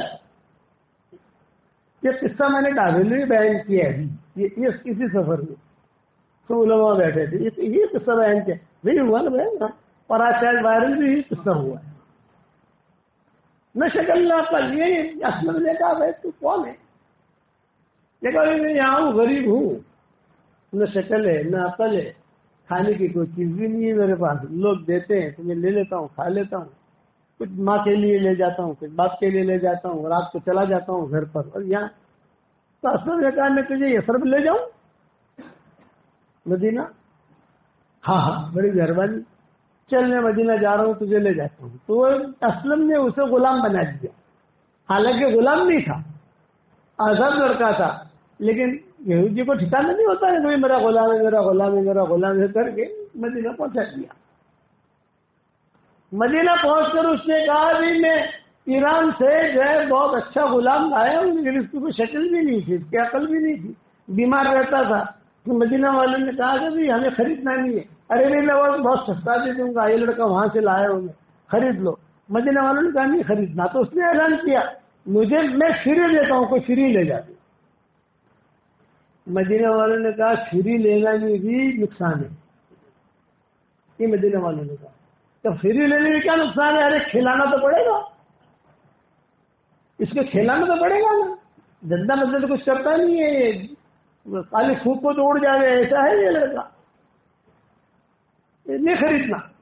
بڑی کوشش کی، بیچنے کی، سب مال بک گیا، یہ نہیں بکا۔ روزانہ یہ آ کر کھڑا ہو جائے. تو مدینہ منورہ میں ایک لڑکی تھی, اس کا نام تھا تثبیتہ, کماری تھی اور مالدار تھی. وہ آتی تھی بازار میں اپنا سامان خریدنے, وہ دیکھتی تھی کہ فقیر لڑکا کھڑا ہے, کبھی کھجور دے دی, کبھی پنیر دے دیا, کبھی کچھ ہدیہ دے دیا. ایک دن وہ لڑکی نے کہا کہ ارے بھائی تو روزانہ یہاں کھڑا رہتا ہے کون؟ اس نے کہا بھی میں ایران سے لائے, کسرا کے ملک سے, اور تیرا سیٹ کون ہے؟ یہ کہ وہ اسلم کھڑا, وہ ایک طرح کھڑا رہتا تھا, دیکھتا تھا کوئی آئے, بات چیت کر رہے تھے جو سودا کروں میں, جن کو آتا ہی نہیں تھا. اس لڑکی نے کہا کہ تیرا سیٹ کہاں ہے؟ تو وہ کھڑا, بلایا اس لڑکی نے, بیچنا ہے اس کو؟ ہاں ہاں. کتنے دن کو نا فری؟ فری نہیں لوں گی, پیسہ دوں گی, بتا کتنا چاہیے تجھے. اس نے رقم مانگی تو اس نے کہا اس کا ڈبل دیتی. تو اسلم کا تو دھندا ہو گیا, یہ 1000 درہم کہا تو اس نے 2000 درہم دیے, 2000 درہم کہا تو اس نے 4000 درہم دیے. اب یہ لڑکا آ گیا تثبیتہ کی تحویل میں. تثبیتہ نے اس کو کہا کہ دیکھ یہ میرا باغ ہے, تجھے کام کرنا ہے تو کر, نہیں کرنا ہے تو بند کر. یہ تیرا کمرہ ہے, تجھے کھانا بھی مل جائے گا, تجھے کپڑا بھی مل جائے گا, کھجور بھی مل جائے گی, دودھ بھی مل جائے گا. آرام کر, کھانا ٹائم پر تجھے آ جائے گا. بہت میرے غلام باندیاں ہیں, ٹینشن مت لینا تو کسی قسم کا. باغ ہے, اگر کام کرنے کا موڈ ہے تو کر, کام کرنے کا موڈ نہیں ہے تو مت کر. لڑکے نے کام شروع کر دیا. مکہ مکرمہ میں ایک تاجر تھے, ان کا نام تھا ابو حذیفہ, بڑے تاجر تھے. تو ان کی جو تمنا تھی کہ مدینہ کی کسی لڑکی سے شادی کروں جو میرے لیول کی مالدار ہوں. چونکہ مدینہ کی عورتیں, مکہ کی عورتیں, ان دونوں میں فرق ہے. مکہ کی عورتوں میں شوہر بیوی پر غالب رہتا ہے, اور مدینہ کی عورتوں میں عورت شوہر پر غالب رہتی ہے. یہ کتابوں میں لکھا ہے. یہ مکہ مدینہ میں معروف ہے سب جگہ. ہمارے یہاں کیونکہ میری بیوی مدینہ کی ہے نا, تو ہم وہاں رہتے ہیں. تو سارے مدینہ میں ایک قصہ مشہور ہے عربوں کے اندر کہ مکہ مکرمہ میں کیا, یہ حضرت عمر کہتے تھے. حضور صلی اللہ علیہ وسلم نے حضرت عمر سے کہا, حضرت یہ میری بیوی حفصہ کی ماں, ہم مکہ مکرمہ میں تھے تو بڑی خدمت کرتی تھی, ہم غالب بھی رہتے تھے, لیکن مدینہ منورہ میں آئے اور یہاں کی عورتوں کو دیکھا تو یہ بھی شیرنی بن گئی. یہ جملہ حضرت عمر نے حضور کو کہا. حضور نے کہا ہوا کیا؟ ارے بولے ہوا یہ کہ روزانہ جو ہے تہجد میں اٹھتا تھا تو میرے لیے عطر رکھ دیتی تھی, کپڑے رکھ دیتی تھی, پانی رکھ دیتی تھی, لیکن دو تین راتوں سے تو یہ اللہ کی بندی جو ہے شیرنی کی طرح پڑی رہتی ہے. تو میں کہتا تھا ارے تیری طبیعت خراب ہے, تو جو ہے کیوں آج پانی بھی نہیں ہے, کپڑا بھی نہیں ہے, آج عطر بھی نہیں ہے, آج مسواک بھی نہیں ہے, تو طبیعت تو ٹھیک ہے؟ تو اس نے لیٹر شرمی کی طرح جواب دیا, طبیعت ٹھیک ہے. بھائی طبیعت ٹھیک ہے تو پھر آج خدمت کیوں نہیں ہو رہی ہے؟ تو اس نے کہا ہمارا خرچہ بڑھا. حضور صلی اللہ علیہ وسلم کا خرچہ بڑھانے کی جو بات تھی نا, وہ یہی سے شروع ہوئی. ساری امہات المومنین جمع ہوئی ہیں ایک مرتبہ, اور سارے امہات المومنین نے آپس میں مشورہ کیا کہ بھائی ہمیں جو ہے یہ کسی طریقے سے بھی حضور صلی اللہ علیہ وسلم کی جیب سے پیسے نکلوانے ہیں خرچہ. تو ماؤں نے مشورہ کر کے ایک تاریخ طے کر لی, ایک تاریخ کے اندر ساری جمع ہو جائیں گی انشاءاللہ. تو روایت میں یہ ہے کہ مستقل بنایا تو عائشہ کو, کہ عائشہ خوب فصیح بولنے والی تھی اور حضور صلی اللہ علیہ وسلم کی پیاری نہیں تھی. آپ صلی اللہ علیہ وسلم کی بات کا خیال بھی رکھتے تھے. سب جمع ہو گئی. حضور اثر کے نماز پڑھا کے آئے تو دیکھا ارے ساری جمع ہے. عربی میں سوکنوں کو کہتے ہیں دراہیر. میرے ابا کہتے تھے سوکن جانے کسے کہیں, میرے والد صاحب ہم کو کہتے تھے سوکن کسے کہیں معلوم. ہم میوات کا ہمارا سفر ہوتا تھا تو ابا میں سمجھاتے تھے. اس وقت ہماری دوسری شادی نہیں ہوئی تھی, لیکن ابا مجھے کہتے تھے کہ دیکھ یہ آدمی جو ہے دیکھ سفر, حضرت بھی آگے بیٹھے ہوتے تھے, ابا پیچھے بیٹھے ہوتے تھے, ہم بھی ابا کے ساتھ ہوتے تھے. تو دیہات میں آپ لوگوں نے بھی دیکھا ہوگا وہ ویلڈنگ کرنے والے ویلڈنگ کرتے ہیں، بہت بڑا چشمہ لگاتے ہیں، کچھ ایسا لگاتے ہیں اور لگا کر جو ہے وہ اس کو جوڑتے ہیں تو چنگاریاں نکلتی ہیں. تو ابا کہتے تھے کہ دیکھ وہ جو ہے وہ کر رہا ہے، اس کی طرف دیکھنے کا نہیں، جب بھی اپن جا رہے نا یوں کر لینے چاہیے، اس کی طرف نہیں دیکھنے کا. ابا کہتے تھے. تو میں کہتا ابا کیوں؟ بولے وہ جو کن ہے نا کن، وہ کن اتنی خطرناک ہوتی ہے، وہ چنگاری اتنی خطرناک ہوتی ہے کہ اگر آنکھ پر معمولی سی لگ گئی تو آنکھ ختم ہو جاتی ہے. اسی لیے مجھے کہتے تھے، اسی لیے 100 کن کہتے ہیں. جب دوسری بیوی آوے تو اس کو 100 کن یا 100 کنو جیسی ہوتی ہے، ایسے لوگ ہاتھ مارتے، اسی لیے 100 کن کہتے ہیں. عربی میں کہتے ہیں درائی. تو حضور صلی اللہ علیہ وسلم نے دیکھا تو سبحان اللہ، اليوم درائی مادات، یہ ساری 100 کن ایک ساتھ ہو گئی، کیا بات ہے. سب خاموش، کسی کو بولنے کی ہمت نہیں. حضور صلی اللہ علیہ وسلم بیٹھ گئے آ کر. تو عائشہ نے ہمت کر کے کہا کہ حضرت نام بنا تو قریش، ہم تو قریش کی بیٹیاں ہیں، مالدار ہیں، جوان ہیں، ہمارے گھروں میں کھانے بہت تھے، ہم صرف اتنا چاہتے ہیں کہ ہمارا خرچہ بڑھ جائے، تھوڑا سا مہینے کا جو خرچہ ہوتا ہے تھوڑا سا بڑھ جائے. حضور صلی اللہ علیہ وسلم نے جب اتنا جملہ سنا تو آپ ایک دم خاموش ہو گئے. وہ اچھا، صحابہ کی عادت یہ تھی کہ آپ صلی اللہ علیہ وسلم روزانہ عصر کی نماز کے بعد ماؤں کے پاس جاتے تھے، حضرت عائشہ کے پاس جاتے، تھوڑی دیر بیٹھ جاتے، پھر حضرت میمونہ کے پاس جاتے، پھر حضرت حفصہ کے پاس جاتے، پھر ام سلمہ کے پاس جاتے، تھوڑی دیر بیٹھ کر پھر مغرب کی نماز پڑھانے کے لیے آ جاتے تھے. پھر رات جہاں گزارنی ہوتی تھی وہاں رات گزارتے تھے. لیکن آج ایسا ہوا کہ اندر سے حضور نکلے ہی نہیں اور خاموشی. ابو بکر عمر باہر انتظار میں کھڑے تھے، بھئی آج تو کچھ اندر بات بھی نہیں ہے، کوئی آواز بھی نہیں ہے، کیا مسئلہ ہے. ابو بکر نے حضرت عمر سے کہا کہ تو ذرا تھوڑی حرکت کر دیکھ کیا مسئلہ ہے. حضرت عمر نے کہا میرا کام نہیں ہے، یہ تو آپ کو روزہ نبی کی بات ہے، ماؤں کی بات ہے، اب بیچ میں کیوں پڑے. یہ دونوں میں تھوڑی سی تو میں نے کیا ہوئی، پھر تم کرو، یہ مسئلہ حل کرو، یہ کرو. تو حضرت ابو بکر نے کہا کہ ایک کام کرو، ہم دونوں یہ مسئلہ حل کرتے ہیں. اور ہم دونوں مسئلہ کیسے حل کریں کہ حضور صلی اللہ علیہ وسلم سے اجازت مانگتے ہیں اندر آنے کی.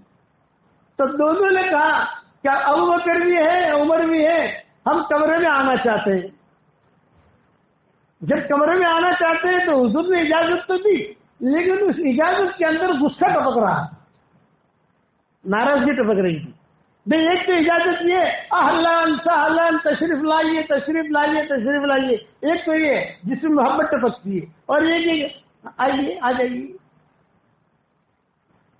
تو ابو بکر عمر سمجھ گئے کیونکہ معاملہ گمبھیر ہے. معاملہ کیا تھا؟ پیسہ مانگا تھا، اس کے علاوہ کچھ نہیں. حضور صلی اللہ علیہ وسلم بیچ میں بیٹھے ہوئے، داہنی طرف ابو بکر بیٹھے، بائیں طرف عمر بیٹھے، مائیں سامنے حجاب کر کے بیٹھی ہے. اب جو ہے خاموشی. کیا مسئلہ ہے یہ کسی کو پتا نہیں.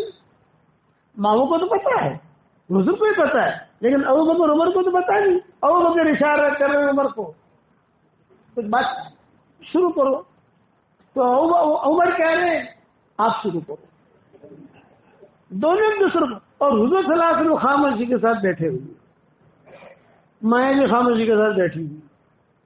اتنے میں حضرت عمر کہتے تھے میں نے اللہ سے دعا مانگی کہ اللہ نبی کا معاملہ ہے، صدیق اکبر بھی ہے، نبی کی بیویاں بھی ہیں، امہات المومنین بھی ہیں، تو میرے دل میں ایسی بات ڈال کہ میں حضور صلی اللہ علیہ وسلم کو ہنسا دوں. حضور جب ہنس جائیں گے تو مسئلہ پتہ چل جائے گا کیا میٹر ہے. لیکن کیا ہنساؤں، جھوٹی بات کہہ کر تو نہیں ہنسا سکتا، بات سچی ہونی چاہیے. تو حضرت عمر تھوڑے سے آگے بڑھے ہوئے، لیکن حضور نے دیکھا ہی نہیں. جیسے ہوتا ہے آگے بڑھو تو دیکھتا ہاں آئیے آئیے کیا کچھ آپ خاموش ہو. حضرت عمر اور آگے بڑھے، حضور خاموش رہتے. پھر حضرت عمر نے بات شروع کی، حضرت یہ حفصہ بیٹھی ہے نا، حضور کے ساتھ حضرت عمر کی بیٹی، یہ حفصہ بیٹھی ہے، اس کی بیوی جو ہے، اس کی ماں، اس کا تو میرے ساتھ لڑائی ہو گئی. یہ حضرت عمر کیا ہے. حضور پوچھ نہیں رہے کیا لڑائی ہوئی، کیا ہوا، خاموشی کے ساتھ آپ سن رہے. اگر روزانہ میں تہجد میں اٹھتا تھا تو میرے لیے جو ہے یہ پانی رکھ دیتی تھی، خوشبو رکھ دیتی تھی، مسواک بھی رکھ دیتی تھی. 2-3 راتوں سے ایسا مسئلہ، نہ پانی ہے، نہ مسواک ہے، نہ خوشبو ہے، نہ مصلی ہے.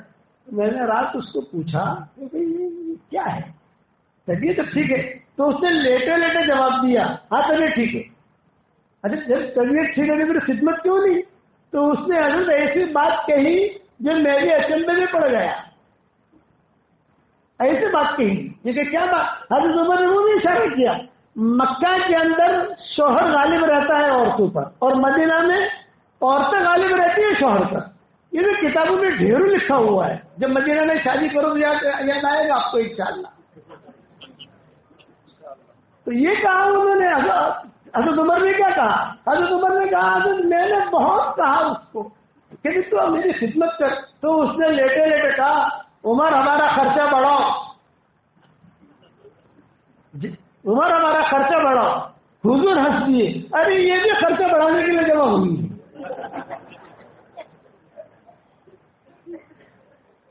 یہ جو خرچے بڑھانے کے لیے جمع ہوئی ہے. ظہر الامر، کتابوں میں لکھتا ہے ظہر الامر، معاملہ کھل کے آ گیا. اب اچھا یہ جو خرچہ بڑھانے کے لیے جمع ہوئی، ہاں یہ جو خرچہ بڑھانے کے لیے جمع ہوئی. ابو بکر کھڑے ہو گئے اور عائشہ کے سر پر چھت ماری، عمر کھڑے ہو گئے حضرت حفصہ کے سر پر چھت ماری. خبردار حضور سے مت مانگنا، جو مانگنا ہم سے مانگنا. حضور اس کے لیے نہیں کہ تم ان سے پیسہ مانگ دو. حضور نے چھوٹا چھوٹا کرایا، کوئی بات نہیں کوئی بات نہیں، بات ختم ہو گئی، سب ہو گیا. ٹھیک اس قصے کے 2 سال بعد جب ملک ممالک فتح ہونے لگے، اچھے کھانے آنے لگے، تو معاملہ مدینے کا ٹھیک ٹھاک ہونے لگا، تو ماؤں نے پھر مشورہ کیا، اور ماؤں نے مشورہ کر کے کہا کہ اس وقت میں تو پیسہ تھا نہیں، اب تو پیسہ ہے، مدینہ میں گھر بھی اچھے بننے لگیں گے، تو اپن پھر سے مانگے. تو ماؤں نے اچھا حضور کو پتا نہیں یہ چپکے سے مشورہ ہوا ہے. امہات المومنین کے 2 ٹولیاں تھے، 2 جماعتیں. ایک جماعت کی ذمہ دار حضرت عائشہ ہوتی تھی، ایک جماعت کی ذمہ دار ام سلمہ ہوتی تھی.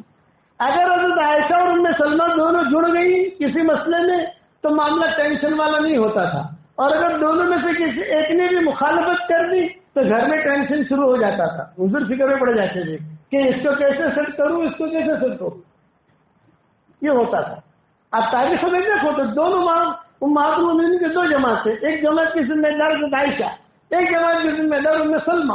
یہ سارے کے سارے بیٹھ کر مشورہ کیا کہ دیکھو فلاں تاریخ میں ہمیں حضور سے پھر سے ڈیمانڈ کرنا ہے، لیکن روزانہ حضور صلی اللہ علیہ وسلم کسی نہ کسی کے پاس رات گزرنے کا آئیں گے نا، تو تھوڑا تھوڑا کان میں ڈالتے رہنا تاکہ وہ تاریخ آنے سے پہلے پک جائے. جب بات پکی ہو جائے گی، جب وہ تاریخ آئے گی، ہم جمع ہوں گے اور پھر حضور سے مطالبہ کریں گے تو اپنا کام ہو جائے گا. اب ہر ماہ نے یہ طے کر لیا آپس میں.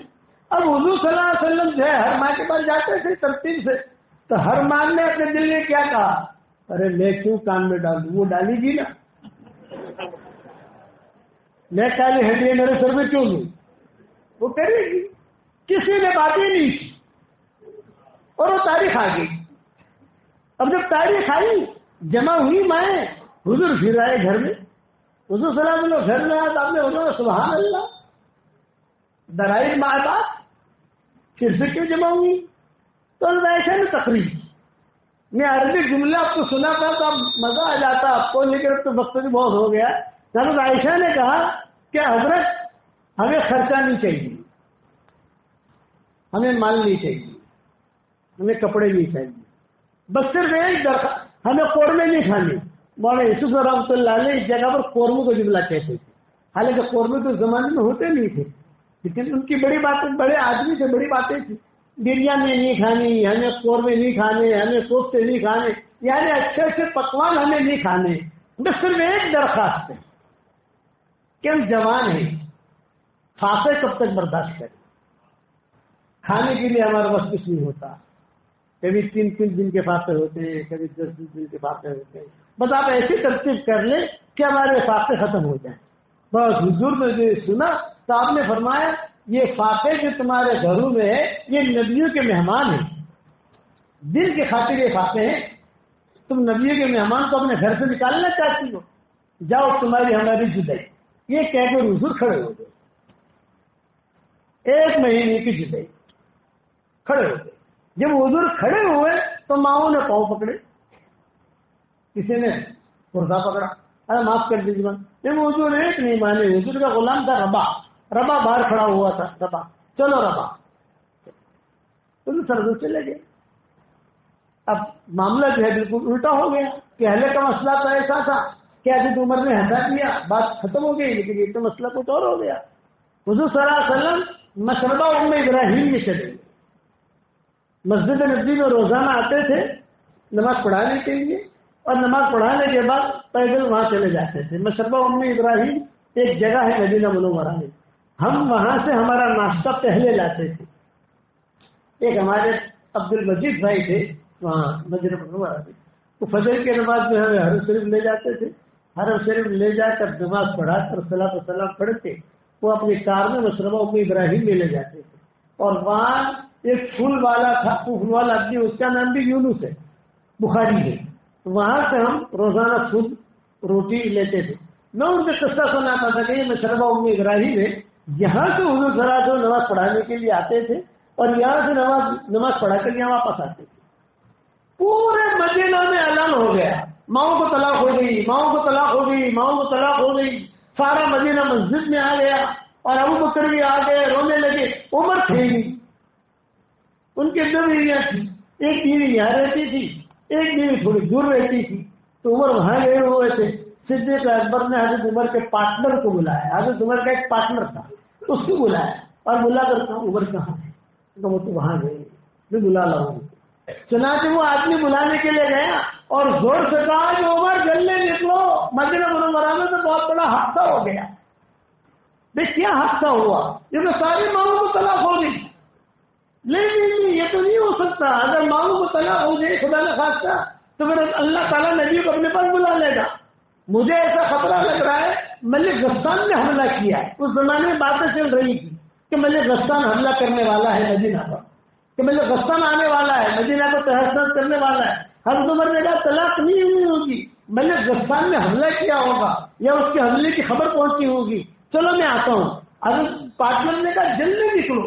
چنانچہ حضرت عمر کہتے ہیں میں فوراً نکلا اور سیدھا مسجد نبوی میں گیا، حضرت ابو بکر کے پاس گیا، سارا مجمع رو رہا تھا، تو میرے دل میں آیا کہ میں بھی روں، لیکن میں نے سوچا بغیر تحقیق کے رونا مناسب نہیں، تحقیق کرو کیا۔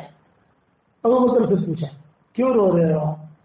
تو نے سنا نہیں ماؤں کو طلاق ہو گئی، حفصہ کو بھی طلاق ہو گئی، عائشہ کو بھی طلاق ہو گئی، سب کو طلاق ہو گئی۔ تو حضرت عمر نے کیا کہا، آپ نے تحقیق کی عائشہ سے؟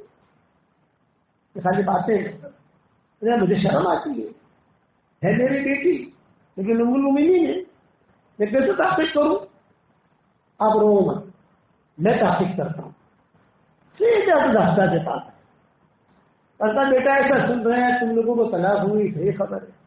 تو حضرت حفصہ نے کہا ہاشا وکلا، ہاشا وکلا، ہاشا وکلا، نہیں ایسی بات نہیں۔ تو کیا میٹر ہوئی؟ میٹر یہ ہوئی کہ ہم نے کہا بھی فاتح کب تک برداشت کریں گے، اس پر حضور ناراض ہوں گے۔ تو حضرت عمر نے تھپ ماری حضرت اور کہا حفصہ میں تجھے زندگی بھر ایک نصیحت کرتا رہتا تھا کہ عائشہ حضور کی بڑی لاڈلی ہے، ان مسائل میں تو عائشہ کے پیچھے مت چل، اس کا مقام بہت اونچا ہے، تیرا اتنا مقام نہیں۔ عائشہ کے بارے میں تو پورا مدینہ عمر پڑتا ہے ہدیہ لے کر، اور آسمان میں عمر پڑتا ہے قرآن لے کر، قرآن نازل ہوتا ہے، تیرا مقام نہیں، تو اس کے پیچھے کیوں چلتی ہے اس مسئلے کے اندر؟ دوسرے مسئلے میں چلنا۔ یہ باپ بیٹی کو سمجھایا۔ پھر حضرت حفصہ سے پوچھا کہاں گئے؟ یہ کا مشربہ ابراہیم میں گئے۔ حل ما ہوا حل، کوئی ہے ساتھ میں؟ کا ربا ساتھ میں۔ حضرت عمر کہتے ہیں سیدھا میں وہاں پہنچا، کمرے میں حضور صلی اللہ علیہ وسلم تھے، ربا باہر کھڑا تھا، بہت گرمی تھی، اور میں نے ربا سے کہا کہ حضرت عمر نے کہا میں ہنساؤں، جسے پہلے ہنسایا تھا ابھی ہنساؤں، تو ربا سے کہا حضرت عمر نے بھائی کہہ دو عمر آئے ملنا چاہتے ہیں۔ ربا گیا حضرت عمر باہر کھڑے ملنا چاہتے ہیں، آپ نے کہہ دیا اجازت نہیں ہے، یہ تو ٹینشن اور بڑھ گیا. حضرت عمر کہتے ہیں حضور نے مجھے اجازت نہیں دی. داقت علیہ الارض بما رحبت، زمین جو ہے وہ تنگ ہو گئی ہے، خدا قدم مر گیا تو منافق بن کے مروں گا. حضرت عمر کہتے ہیں مجنون کی طرح میں گھوم رہا تھا کہ ایسے مسئلے میں تھا کہ میں کسی سے پوچھ بھی نہیں سکتا. سیدھا گھر پر گیا اور گھر پر جا کر تلوار لی اور تلوار لے کر آیا اور زور سے کہا اے اللہ کے نبی، میں عمر بن خطاب بول رہا ہوں اور آپ سے ملنا چاہتا ہوں، آپ کی محبت میں آیا ہوں، حفصہ کی محبت میں نہیں آیا. آپ مجھے اندر سے حکم دے دیں تو حفصہ کا سر کاٹ کر آپ کے قدموں پہ ڈال دیتا ہوں. یہ کہا آپ مجھے اندر سے حکم دے دیں تو حفصہ کا سر کاٹ کر آپ کے قدموں پہ ڈال دیتا ہوں. آپ کی محبت ہے، بیٹی کی محبت نہیں. یہ بزرگ نہیں سنا تو حضرت عمر سے کہا کہ اہل مسائل آ جائے. حضرت عمر کہتے ہیں میں داخل ہوا. جب میں داخل ہوا ایک یعنی چٹائی کا بستر تھا اور گرمی کے دن تھے. حضور صلی اللہ علیہ وسلم کرتا نکالے ہوئے تھے، صرف تہبند یا لنگی پہنے ہوئے تھے. حضرت عمر کہتے ہیں کہ میں نے کنارے بیٹھ گیا اور میں نے حضور سے کہا کہ حضرت آپ اللہ کے نبی ہیں، آپ کے پاس کھانا بھی نہیں، آپ کے پاس کپڑے بھی نہیں، آپ کے پاس اچھا مکان بھی نہیں. یہ یہود نصارہ دیکھیے کتنے اچھے اچھے مکانات ہیں، کتنے اچھے اچھے بنگلے، کتنے اچھے اچھے. حضور جو ہے ایک دم غصے میں بیٹھ گئے اور ایسے بیٹھے کہ چٹائی کے نشانات میں حضور کی پیٹھ پہ دیکھ رہا. کوئی مجھے اگر کہے کہ حضور کی پیٹھ پر کہاں کا تیل ہے، کالے کالے تیل ہوتے ہیں، میں بتا دوں گا، لیکن میں نے حضور کی پیٹھ بالکل ننگی دیکھی ہے. پورا بدن میں نے بالکل ایسا دیکھا کہ کہاں تیل ہے، یہاں تیل ہے، یہاں تیل ہے، یہاں تیل ہے، میں بتا دوں گا. اور چٹائی کے نشانات دکھ رہے تھے اور حضور نے مجھے کہا عمر اللہ ان کو جہنم میں داخل کرے گا اور اللہ ہم سب کو جنت دے گا. تو تجھے جہنم میں جانا ہے کہ جنت میں جانا ہے؟ ہمارا مسئلہ تو اللہ کے ساتھ، وہاں پہ جنت کا ہے. یہ کہہ کر جب حضور نے مجھے کہا میں خاموش ہو گیا. لیکن ایک مہینے تک اتنا بوجھ تھا حضور پر کہ ایک مہینے تک روزانہ حضور نماز پڑھانے کے لیے آتے تھے، نماز پڑھا کے چلے جاتے تھے، نماز پڑھانے کے لیے آتے تھے. مائیں جو ہے نماز کے وقت میں جس دروازے سے حضور آتے تھے یہ دیکھتی تھی کہ ہمارے خیموں کی قبروں کی طرف دیکھتی تھی کہ نہیں دیکھتی. وہ حضور دیکھتے نہیں تھے. سر نیچے کیا، آئے، نماز پڑھائی، چلے. پھر آئے تخیر نازل ہوئی یا ایھا النبی قل لازواجک ان کنتن تردن الحیاۃ الدنیا وزینتها فتعالین امتعکن واسرحکن سراحا جمیلا وان کنتن تردن اللہ ورسولہ والدار الآخرہ فإن اللہ أعد للمحسنات منکن اجرا عظیما. اسے کہتے ہیں آیت تخیر، اختیار والی آیت. کیا پیارے نبی اپنی بیویوں سے کہہ دو یا ایھا النبی قل لازواجک ان کنتن تردن الحیاۃ الدنیا وزینتها فتعالین امتعکن واسرحکن سراحا جمیلا. اپنی بیویوں سے کہہ دو اگر تمہیں مال و منال چاہیے، اچھے کپڑے چاہیے، اچھے کھانا چاہیے، میں تمہیں چھوڑنے کے لیے تیار ہوں اور تم مجھ سے جدا ہو جاؤ. وَإِن كُنتُنَّ تُرِدْنَ اللَّهَ وَرَسُولَهُ وَالدَّارَ الْآخِرَةَ فَإِنَّ اللَّهَ أَعَدَّ لِلْمُحْسَنَاتِ مِنكُنَّ أَجْرًا عَظِيمًا. اور اگر تم اللہ رسول کو چاہتی ہو تو تمہیں اسی طریقے سے قربانی دینی پڑے گی، اجر ملے گا، وہاں ملے گا. یہ آیت جب نازل ہوئی تو سب سے پہلے حضور صلی اللہ علیہ وسلم حضرت عائشہ کے کمرے میں داخل ہوئی. ایک مہینے کے بعد جب حضرت عائشہ کے کمرے میں داخل ہوئے تو حضرت عائشہ نے کہا مہلن یا رسول اللہ، مہلن یا رسول اللہ، مہلن. حضرت کیوں آئے؟ حضرت آپ کیوں آئے؟ آپ نے ایک مہینے کی قسم کھائی تھی، ابھی بھی ایک مہینے میں ایک دن باقی ہے. یہ حضرت عائشہ نے کہا. माहलन या रसूल अल्लाह, माहलन या रसूल अल्लाह, आप कैसे आ गए? अभी आपने 1 महीने की कसम खाई थी, 1 महीने में से 1 दिन बाकी है, तो आपने दरवाजे पर ही कहा।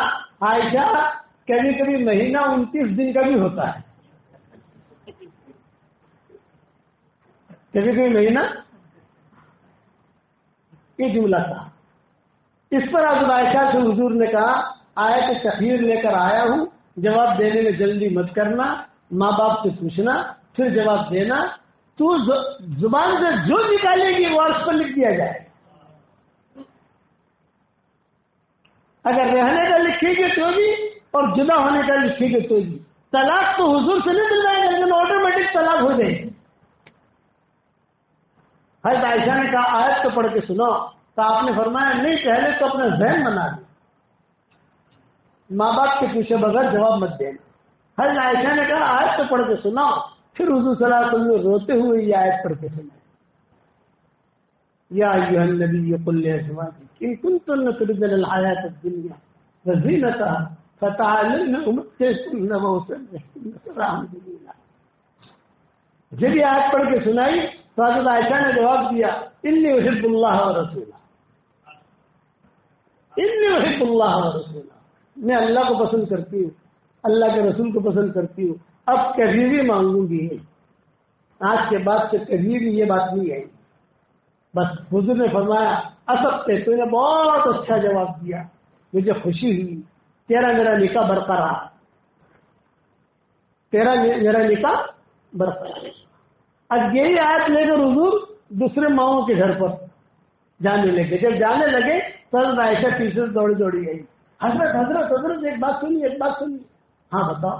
ये कहा कि वो पूछेगी सारी माएँ, तो आयशा ने क्या जवाब दिया? मेरा जवाब मत बताना, मेरा जवाब मत बताना। आपने हंसकर जवाब दिया, मैं सबको बताऊंगा, आयशा ने जवाब दिया है। मैं नहीं चाहता कि कोई मुझसे जुदा हो, सबने मेरी खिदमत की है। वहां जाकर हुजूर ये आयत सुनाते, हर माँ जवाब देती, इन्नी उहिब्बुल्लाह व रसूला, इन्नी उहिब्बुल्लाह व रसूला, इन्नी उहिब्बुल्लाह व रसूला। तब जाकर ये दिन दुनिया में आया। ये मैंने मुख्तसर समझा दिया, किससे सुना रहा था, क्या मजमून क्या निकल आया। आज तो सारा मसला ये नियत करे कि हमें बेदीन दीनदार नहीं बनना है। दीनदार बनो, करोगे इंशाअल्लाह। अब वो दूसरा किस्सा असलम वाला, और बाद में कभी देखेंगे तस्वीता वाला जो है, 2 देर हो गई, मैं भी थक गया हूँ और सुबह जो हमारा फिर सफर भी है। आप हजरात को एक हदिया देना चाहता हूँ, कबूल करोगे इंशाअल्लाह? 10 मरतबा सूरह इखलास पढ़ो तो जन्नत में एक महल तैयार हो जाता है। 20 मरतबा पढ़ो 2 महल तैयार हो जाती है। 30 मरतबा पढ़ो 3 महल तैयार हो जाते हैं।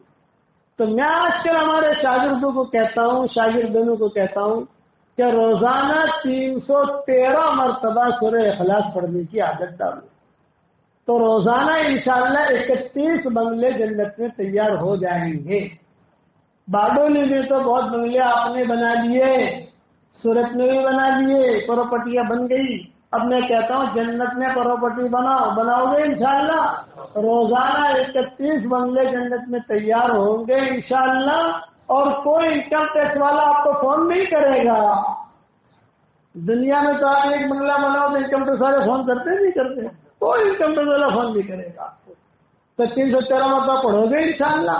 अच्छा, पढ़ने का आसान तरीका बताऊं, एक साथ पढ़ लो, नहीं पढ़ सकते टुकड़े टुकड़े करके पढ़ो, लेकिन याद रखने के लिए आसान तरीका है, फजर की नमाज के बाद 65 मरतबा पढ़ लो, जोहर की नमाज के बाद 62 मरतबा पढ़ लो, असर की नमाज के बाद 62 मरतबा पढ़ लो, मगरिब की नमाज के बाद 62 मरतबा पढ़ लो, ईशा की नमाज के बाद 62 मरतबा पढ़ लो। ये 313 हो गया। और अगर 313 से 315 हो जाए तो भी हर्ज नहीं है, 1000 हो जाए तो भी हर्ज नहीं है, फायदा ही फायदा है इंशाअल्लाह। बंगला बनाओगे इंशाअल्लाह, 313 मरतबा सूरह इखलास पढ़ोगे इंशाअल्लाह, तो रोजाना 31 महल जन्नत में तैयार होंगे इंशाअल्लाह। और रोजाना 104 मरतबा कुरान शरीफ पढ़ने के बराबर अल्लाह सवाब देगा। बताओ कितना फायदा है, हमारी शरीफ कितनी आसान है। और रोजाना 313 मरतबा दुरूद शरीफ पढ़ो, درود شریف مختصر صلی اللہ علیہ وسلم، صلی اللہ علیہ وسلم، تاکہ تکلیف نہ ہو آپ کو. اور روزانہ 313 مرتبہ استغفار پڑھو. اللہم اغفر لی، اللہم اغفر لی، اللہم اغفر لی، یا اردو میں کو اے اللہ مجھے معاف کر دے، مجھے معاف کر دے. یہ 3 کام اگر آپ نے کر لیے نا انشاءاللہ تو آپ کی دعائیں بھی اللہ قبول کرے گا، آپ کی ضرورتیں بھی اللہ پوری کرے گا. یہ اور ایک بات اور بتاتا ہوں، آج کل لوگ بہت پریشان ہیں جادو میں، حسد میں، بد نظری میں، دنیا بھر کے جو مسئلے ہیں آپ ہم سے زیادہ جانتے ہیں. ہر گھر میں 4 کونے ہوتے ہیں. جیسے مسجد میں بیٹھا ہوں اس کے 4 کونے، ایک کونا یہ ہے، ایک کونا یہ، ایک کونا یہ، ایک کونا وہ. 24 گھنٹے میں 2 مرتبہ اپنے گھر کے 4 کونوں میں 24 گھنٹے میں 2 مرتبہ، دن میں 1 مرتبہ، رات میں 1 مرتبہ آیت الکرسی پڑھ کے دم کر دو. بس یہ عبدالرحمان ابن عوف کا معمول تھا. اللہ نے آپ کو بہت بڑا بنگلہ دیا ہے، 50 کمرے ہیں. اب 50 کمروں میں تو آپ نہیں پڑھ سکتے روزانہ، آدمی تھک جاتا ہے. کسی بھی ایک کمرے میں پڑھ لو، اس کا اثر سب پر پہنچ جائے گا. تو مدرسہ ہے، جیسے ہمارے مدرسہ ہے تو مدرسے کی کسی بھی کمرے میں پڑھ لو تو سارے آپ بھی بچوں کی عادت ڈلوا دو. مسجد کے اندر پڑھوا دو. یہاں روزانہ آپ ایک ہفتہ چہرہ کام ایک مرتبہ کرسی پڑھنا، آسا قدم کر دو اس پر، بس اس کا اثر سب پر پہنچ جائے. کرو گے انشاءاللہ؟ ارے پکی بات انشاءاللہ. اور تیسری بات، ہمارا دعوت کا کام سدا بہا. دعوت کا کام پکنک کے لیے نہیں کرنا. میرے والد صاحب رحمۃ اللہ علیہ فرماتے تھے کہ دعوت تبلیغ کا کام پکنک کے لیے مت کرو، ذمہ داریوں کے لیے کرو، صفات کے ساتھ کرو. ہمارے مشورے ہوتے ہیں، اجتماع ہوتے ہیں، ہمارے جوڑ ہوتے ہیں، ساتھی آتے ہیں تو دعوت کے مسجدہ جماعتیں بیٹھتی ہیں. دعوت کے کام میں شریک ہو جاؤ. یہ بہت آسان کام ہے. ہر آدمی قرآن کا ترجمہ نہیں کر سکتا، ہر آدمی بیان نہیں کر سکتا، لیکن دعوت کا کام کر سکتا ہے. آپ جو ہے کوئی مدرسہ، یہ دعوت کا کام لامحدود ہے.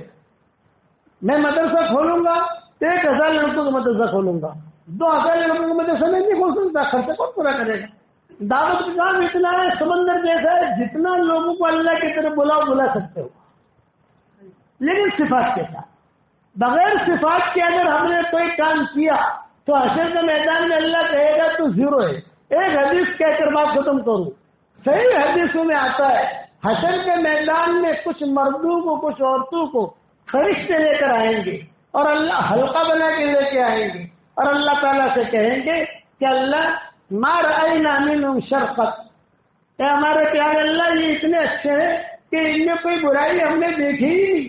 جب دیکھو تب تہجد، جب دیکھو تب قرآن، جب دیکھو تب تسبیح، جب دیکھو تب دینی کام میں لگے ہوئے تھے.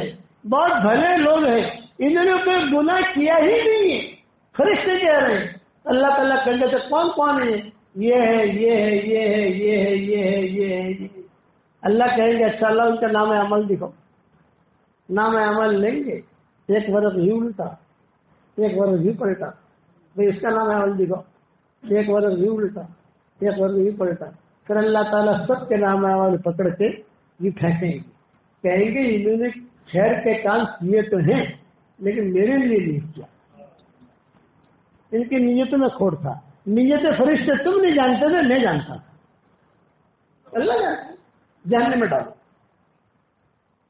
آپ سمجھے؟ اس لیے اپنا معاملہ اللہ کے ساتھ کلیئر کرو. کرو گے انشاءاللہ؟ اب بتاؤ آپ لوگوں میں سے 3 چلنے کے لیے کون کون تیار ہے؟ خالی ہاتھ اوپر کرو بس. نام لکھنا تو بہت مشکل ہے ہمارے لیے، لیکن سب جاؤ گے انشاءاللہ. لا پانی کے. اچھا، اور دوسرا کہ سورہ اخلاص برابر پڑھو گے انشاءاللہ. آپ سورہ اخلاص کل سے پڑھنا شروع کرو انشاءاللہ. 3 دن کے بعد کرنٹ آنا شروع ہو جائے گا انشاءاللہ. کہ کتنی مرتبہ پڑھنا ہے بھائی؟ اچھا 313 کیوں پڑھوا رہا ہوں بتائیں. 313 یہ بدریین کی تعداد ہے، اور بدریین کی تعداد میں اللہ نے بہت کرنٹ رکھا ہے، بہت برکت رکھی ہے. تو یہ بھی 313 رکھی ہوئی کی تعداد. یہ پڑھواتے ہیں آپ سے. چونکہ ہمارے واٹس ایپ کے سبق جو ہے یہ تمہارے باڈولی میں پہنچتے ہی پہنچتے ہیں. اب ظاہر بات ہے کہ میں ان میں کئی مرتبہ کہہ چکا ہوں کہ 313. اب تم پڑھنا شروع کرو. دیکھو ہندوستان کی تقدیر اللہ بدل رہا ہے، ہندوستان کی تقدیر اللہ بدل رہا ہے. یہ جو وقف والا مسئلہ چلا ہے ابھی، جلدی سے اگر آپ نے ای میل نہیں کیا ہو تو گھر پر جاتے ہی کھانا بعد میں کھانا، پہلے ای میل کرنا. سونا مت. بات سوچیے، ای میل والا مسئلہ چل رہا ہے نا، یہ وقف والے مسئلے کو دھیان دو. اب برابر ای میل پہنچتے جائیے، بہت آسان ہے. مفتی محمود صاحب ہمارے مولانا ابراہیم صاحب یہ سمجھا دیں گے، اور میسج بھی چل رہے ہیں سب جگہ پر. خالی بٹن دبانا ہے، سستی مت کرنا. خدا نہ خاصا سستی کی تو سارے ہمارے مدرسے جو ہے یہ گورنمنٹ کے ہاتھوں میں چلے جائیں گے. پھر کرو آرام روس کی طرح. ابھی انہیں رائے مانگی ہے، اللہ کا شکر ہے. اس لیے وقف والی میٹر کو گھر پر جا کر، بلکہ تم تو یہاں بیٹھے بیٹھے بھی بٹن دبا سکتے ہو. یار آپ سمجھ گئے میرے بات. سستی میں مت رہنا. ہندوستان کی تقدیر اللہ بدل رہا ہے. آج اللہ نے وقت دیا ہے، اپنا تعلق اللہ کے ساتھ کلیئر کرو. ہمیں اللہ سے ہمارا معاملہ کلیئر ہونا چاہیے. اور وقت والی میٹر جو ہے اس کو تھوڑا دھیان میں دو. سارے علماء کہتے ہیں ہمارے، اس کو دھیان میں لے کے خالی ای میل کرنا ہے. قانونی اعتبار سے ای میل کرنا ہے، غیر قانونی کس سے ہے نہیں. کرو گے انشاءاللہ. کون کون ای میل بھیجے گا؟ ہاتھ اوپر کرو جلدی. واہ، اللہ آسان کرے. اس میں سستی مت کرنا. اس میں سستی کرو گے تو حشر کے میدان میں پکڑے جاؤ گے. اس میں سستی کرو گے تو حشر کے میدان میں پکڑے جاؤ گے. خدا نہ کرنا مدارس پر کچھ آیا تو اللہ کہیں گے کہ تم کو اب تو اپنے مدرسے بھی بچا نہیں سکے، تم اپنا قرآن بھی نہیں بچا سکے. یہ ای میل کرنا تھا. آج مسلمان مرا نہیں ہے، سویا ہوا ہے. مرے ہوئے کو نہیں جگا سکتے، لیکن سوئے ہوئے کو جگا سکتے. یہ بیانات ہیں، یہ واٹس ایپ کے سبق ہیں، یہ تبلیغی کام ہے، یہ مدرسے ہیں، یہ خانقاہیں ہیں، یہ ہمارے مکاتب ہیں. یہ جگانے کے لیے. اس میں جاگو. اس لیے جو ہے زیادہ جو ہے غفلت میں مت رہو، بلکہ وقف والے مسئلے پر پورا دھیان دو. جتنا آپ کے تعلقات ہو ان کو بھی کہو. بس خالی ای میل تو کرنا ہے، تو پیسہ لگتا نہیں اس میں. کرو گے انشاءاللہ.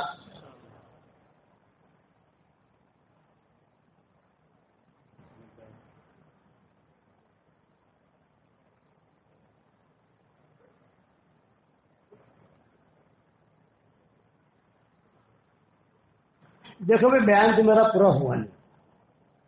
ابھی تو تسبیح والا قصہ رہ گیا، حذیفہ والا قصہ رہ گیا.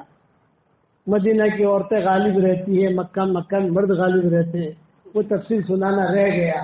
دوسرے وقت میں اللہ لائے گا انشاءاللہ تو اس وقت سنائیں گے انشاءاللہ. ٹھیک ہے. اللہم صلی علی محمد وعلی آل محمد. اس طرح یہ کان سے سنتا نہیں. ہاں مولانا نے کی. ہاں یہ پوچھنا بھول گیا. صحیح ہے.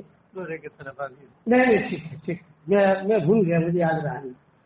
یہ ایک تو یہ کہ حضرت مولانا علی میاں ندوی رحمۃ اللہ علیہ جب بہت بیمار ہوئے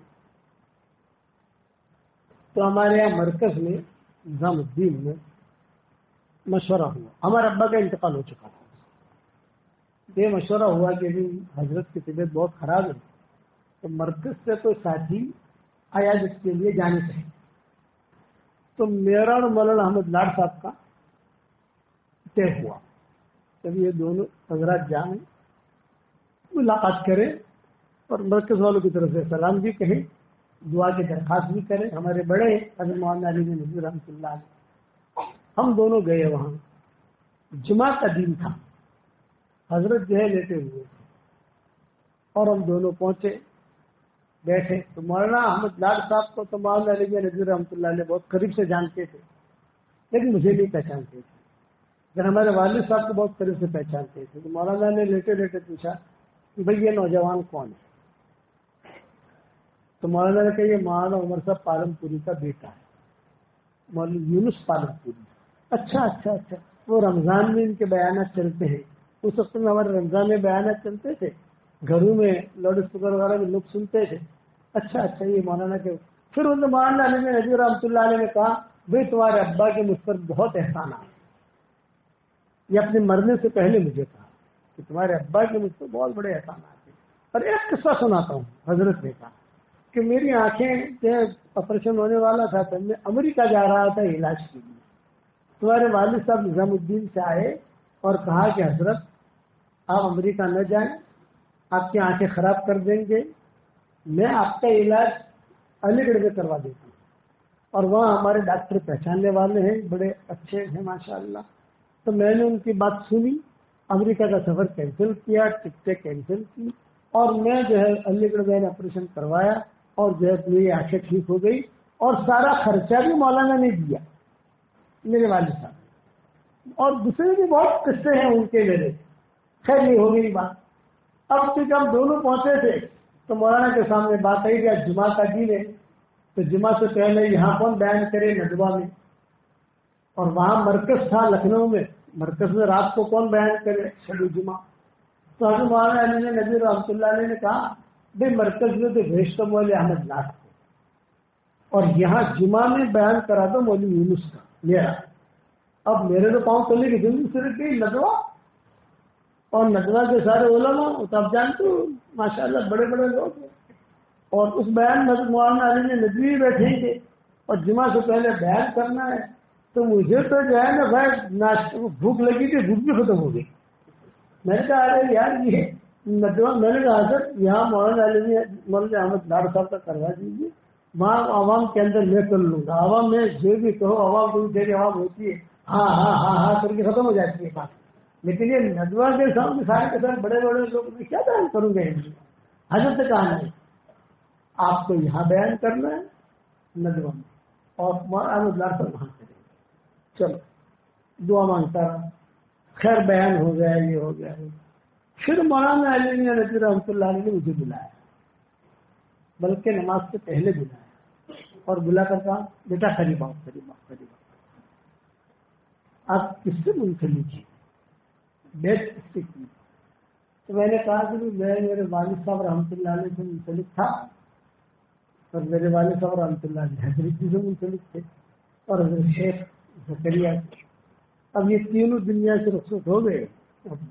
ابا پہلے بھی حضرت جی کے ہاتھ پر بیٹھ ہوا، حضرت جی کا انتقال ہوا تو ابا کے ہاتھ پر بیٹھ ہو گیا، ابا کا بھائی انتقال ہوا.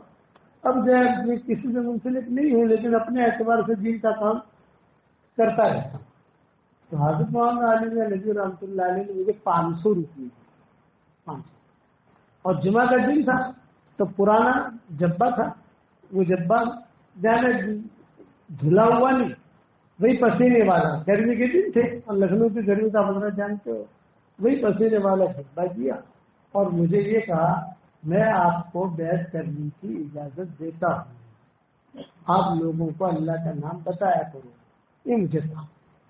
اب مجھے جب یہ کہا تو میں پریشانی میں آ گیا. میں نے کہا حضرت میرا تعلق تو وہاں سے رہا ہے. تو حضرت نے کہا کہ جتنے بھی طریق ہیں، چاہے نقشبندیہ ہو، چشتیہ ہو، سہروردیہ ہو، یہ سارے کے سارے حضور سے جا کے ملتے ہیں، یہ سارے کے سارے ایک ہیں. اس لیے آپ لوگوں کو اللہ کا نام سکھاؤ اور میں لکھ کے دیتا ہوں. تو حضرت مولانا علی ندوی رحمۃ اللہ علیہ نے مجھے لکھ کر دیا تاریخ کے ساتھ. یہ تاریخ دے دیا، وہ اس وقت تو نہیں دیا لیکن بعد میں ان کے لیٹر پیڈ پر میرے پاس پہنچ گیا. یہ جب انہوں نے مجھے خلافت دی اس کے بعد سے ان کی جو تصنیف تالیف کی لائن تھی روحانیت، وہ اللہ نے منتقل کی. اس کے بعد سے میری کتاب بچھڑے موتی بھی آ گئی، اس کے بعد سے یہ جو مومن کا ہتھیار بھی آ گئی، اس کے بعد سے قرآن کے ترجمے بھی آ گئے، الگ الگ قسم کے الگ الگ ٹائپ کے قرآن کے آ گئے. سب تقریباً 17 قسم کے ہمارے قرآن تیار ہو گئے. 15 سطری میں ترجمہ آ گیا، 13 سطری میں ترجمہ آ گیا، 7 سطری میں ترجمہ آ گیا، 16 سطری میں شروع کر رہے ہیں الحمدللہ. ہندی میں ترجمہ آ گیا، گجراتی میں آ گیا، بنگلوری زبان میں آ گیا، اور اپنا انگریزی میں آ گیا، رومن انگلش میں آ گیا، برما زبان میں چھپ گیا. اب چائنیز زبان میں تیاری ہو رہی ہے، جاپانی زبان میں بھی تیاری ہو رہی ہے. اب اگر دعا کرو تو اللہ پائے تکمیل تک پہنچائے، کوشش کی جا رہی ہے. ترکی زبان میں تیاری ہو رہی ہے. یہ ہماری الیاس نوک والے یہ ترکی جا رہے ہیں انشاءاللہ کچھ دنوں کے بعد، تو ان کے ساتھ میرا قرآن کا ترجمہ بھیج دیا ان کو.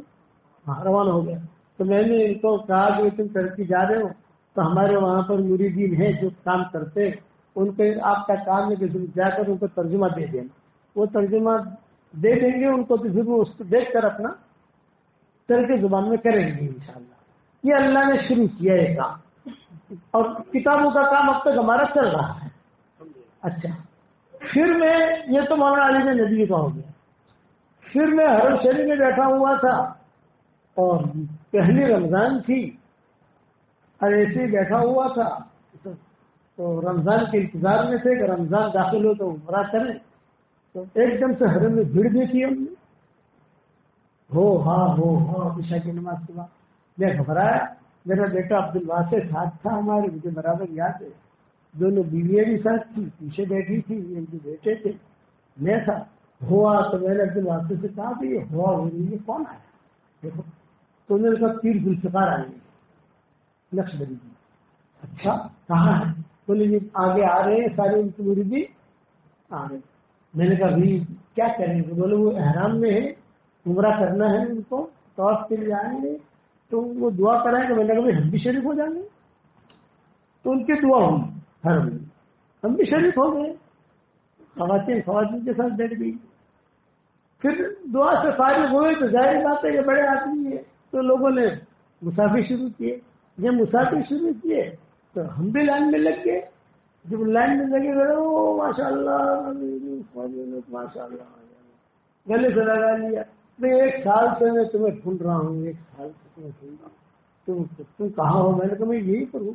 بولے آپ سے مجھے ملنا ہے، بہت ارجنٹ اہم کام ہے۔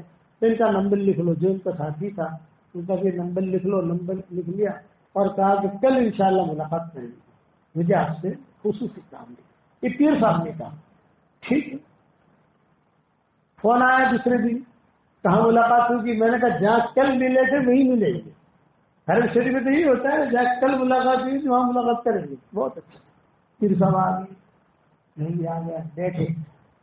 اب ہم احرام کی حالت میں تھے اور وہ سادے کپڑوں میں تھے، ان کا عمرہ ہو چکا تھا، ہمارا باقی تھا۔ لیکن انہوں نے کہا میں آپ کو خلافت دیتا ہوں۔ میں نے کہا حضرت میرا تعلق ایسا ہے، انہیں بولے تھے آپ جو ہے اللہ کا نام لوگوں کو سکھاؤ، بس اتنا ہی، اللہ کا نام لوگوں کو سکھاؤ۔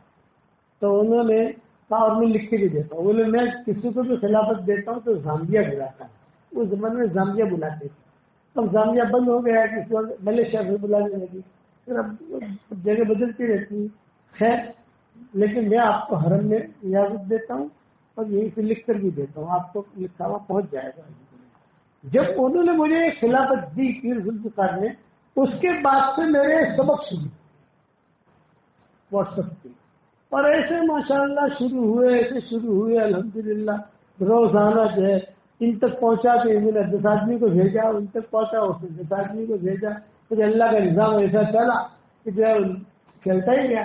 ہوائی جہاز میں داخل ہوا سعودی ایئر لائن میں، تو کام کرنے والی لڑکیاں نا، ارے علیما، ارے مبشرہ، یہ آج کے سبق والے مولانا آئے ہیں، آج کے سبق والے مولانا آئے ہیں، آج کے سبق والے مولانا آئے ہیں۔ مولانا بیٹھو ذرا، لائیو سبق دو، لائیو سبق دو۔ ارے میں تو تم اپنا کام کرو ہوائی جہاز کے اندر، تم کو لائیو سبق دو، لائیو سبق دو۔ تو پھر میں نے اپنا لائیو سبق دیا، ہمیں دیکھنا ہے لائیو سبق کیسا دیتے ہو آپ۔ ارے روزانہ تو سنتی ہو تم، میرے بولے لائیو سبق دو، ہماری یادگار رہی۔ یہ اللہ نے شروع کیا، تب اللہ تعالیٰ کام چلا رہا ہے۔ تو میں نے بھی ہمارے حضرت مولانا ابراہیم صاحب جو ہے، ان کو حضرت مولانا رضی رحمۃ اللہ علیہ کی نسبت اور حضرت پیر ذوالفقار رحمۃ اللہ علیہ دعوت برکاتہ کی نسبت ان کو اجازت دی ہے الحمدللہ۔ پہلے بھی دی تھی، آج تازہ کر رہا ہوں۔ لکھ کر میں نے نہیں دیا تھا، مجھے یاد نہیں رہا تھا کہ مجھے لکھ کے دیا ہے کہ نہیں، لسٹ میں ہوگا میں نے بڑھا کر، لیکن موبائل نمبر لے لینا کسی کا، موبائل نمبر ہمیں دے دیں گے، نام لکھ کے دے دیں گے، تو آج کی تاریخ کے ساتھ ہم ان کو لکھ کر بھی بھیج دیں گے۔ جو بزرگوں کا جو لکھا ہوا ہے اسی کے پیچھے ہم ہمارا نام لکھ کے دے دیں گے، تاکہ یہ نسبت باقی رہے اور یہ یاد باقی رہے۔ اور سند کی ان کو ضرورت ہے حدیث کی۔ ہماری حدیث کی سند جو ہے حضور صلی اللہ علیہ وسلم سے بہت قریب ہے۔ ہمارا رامائن کا سفر ہوا تھا تو وہاں بہت بڑے محدث ملے تھے، انہوں نے کہا میں آپ کو ہدیہ دینا چاہتا ہوں۔ میں نے کہا دو، بولا آپ کے ابا کے ہم پر بڑے احسانات ہیں اور وہ ہدیہ یہ موسیٰ روحانی بازی کا جو قصہ سنا ہے کہ جتنا پیسہ لکھنا ہے لکھو، انہیں کے مدرسے کے شیخ الحدیث تھے۔ انہوں نے، اور اب بھی زندہ ہے، تو انہوں نے مجھے ایک سند لکھ کر دی جس میں تقی صاحب کا بھی نام ہے، جس میں شیخ کا بھی نام ہے، مولانا حسین احمد بجلی کا بھی نام ہے، یعنی جو جو واسطے حضور تک تھے مجھے الحمدللہ میرے پاس ہے، تو وہ بھی لکھ کر انشاءاللہ ان کو بھیج دوں گا۔ تو گویا کہ حضرت مولانا علی نے نبی والی نسبت، حضرت پیر ذوالفقار والی نسبت، اور اپنا یہ سر، یہ کیسے دوں گا، حضور صلی اللہ علیہ وسلم کے بال مبارک کا عطر میرے پاس تھا، یہ بھی میں نے ان کو ہدیہ دے دیا۔ آپ صلی اللہ علیہ وسلم کا منہ مبارک کا عطر، یہ ہمارا یہ سفر میں قصہ ہوا تھا ہمارا، تو میرے پاس کچھ شیشے کی تھی، ایک ہم نے مولانا کو دی اور ایک مفتی محمود کو دی، زیادہ تو چیزیں دے نہیں سکتے۔ یہ سفر ہمارا جو رہا گزشتہ سفر ہمارا رجب میں گیا اور محرم میں آیا، ابھی انشاءاللہ رجب میں جا رہا ہوں، انشاءاللہ پھر محرم میں آؤں گا، اگر زندہ رہا تو 6 مہینے وہاں رہتا ہوں، 6 مہینے یہاں رہتا ہوں، تو وہ 6 مہینے میں ہمیں حضور صلی اللہ علیہ وسلم کے بال مبارک کے عطر ہمیں ملے، تو 12 منٹ کا ہم نے ویڈیو بنایا باقاعدہ کہ بال مبارک کیسے ملے، کیا ہوا کیا نہیں ہوا۔ میں اصل لایا میرے بچوں کے لیے، بچوں کے لیے ہدیہ لاتا ہے، دادا ہوں نانا ہوں، تو سب جو ہے کہتے ہیں کہ دادا کیا رہے نانا کیا رہے، میں نے کہا اب کی مرتبہ کھجور تو آتی رہتی ہے، حضور صلی اللہ علیہ وسلم کا منہ مبارک کا عطر لے کر آیا ہے، تو وہ عطر میں نے کچھ ساتھیوں کے لیے رکھ رکھا، ان میں ان کا بھی نام تھا ہمارے مولانا کا، اور مفتی محمود کو میں نے بھیج دیا تھا۔ آپ یوٹیوب پر چلے جانا تو یہ تو خالد پالن پوری یوٹیوب پر یا کسی بھی آپ دیکھو گے حضور صلی اللہ علیہ وسلم کو بال مبارک کا عطر کا ایسا ڈالو گے تو 12 منٹ کا ویڈیو ہے، وہ سننے جیسا ہے، علمی ویڈیو ہے، علمی حضور کے بال مبارک کی حقیقت کیا اور مجھے کیسے ملا، مجھے ملا تو کوئی واسطہ ہوا ہوگا، کام ہوا ہوگا، ایسے لا کر تو کوئی دیتا نہیں ہے، کچھ ہوا ہوگا، کوئی قصہ ہوا ہوگا، تو وہ میرے پاس تھی، تو یہ بھی میں نے یہ سفر میں ہمارے حضرت کو بھی دی اور مفتی صاحب کو بھی دی۔ اللہ تعالیٰ ان سے خوب کام لے۔ اب ہم تو بڑھاپے پر ہیں، ایکسپائر ڈیٹ، ہم کیا ہے ایکسپائر ڈیٹ ہے، کچھ پتا نہیں کبھی انتقال کی خبر آ جائے۔ یہ لوگ ماشاء اللہ جوان لوگ ہیں، یہ کام کریں گے تو ہم ان کو اجازت بھی دیں گے تو ہمارا فائدہ ہے، ہمارا فائدہ یہ ہے کہ یہ کام کریں گے تو ہم تو 100 ملے نا، ہول سیل والے لینے چاہیے نا، پارٹی ہول سیل والے کے زیادہ مال کھپا ہوئے اپنا، یہ لوگ ماشاء اللہ یہ کام کریں گے تو ہم کو حصہ ملے گا، آپ کو انشاءاللہ صبح تک یہ لکھا ہوا پہنچ جائے گا۔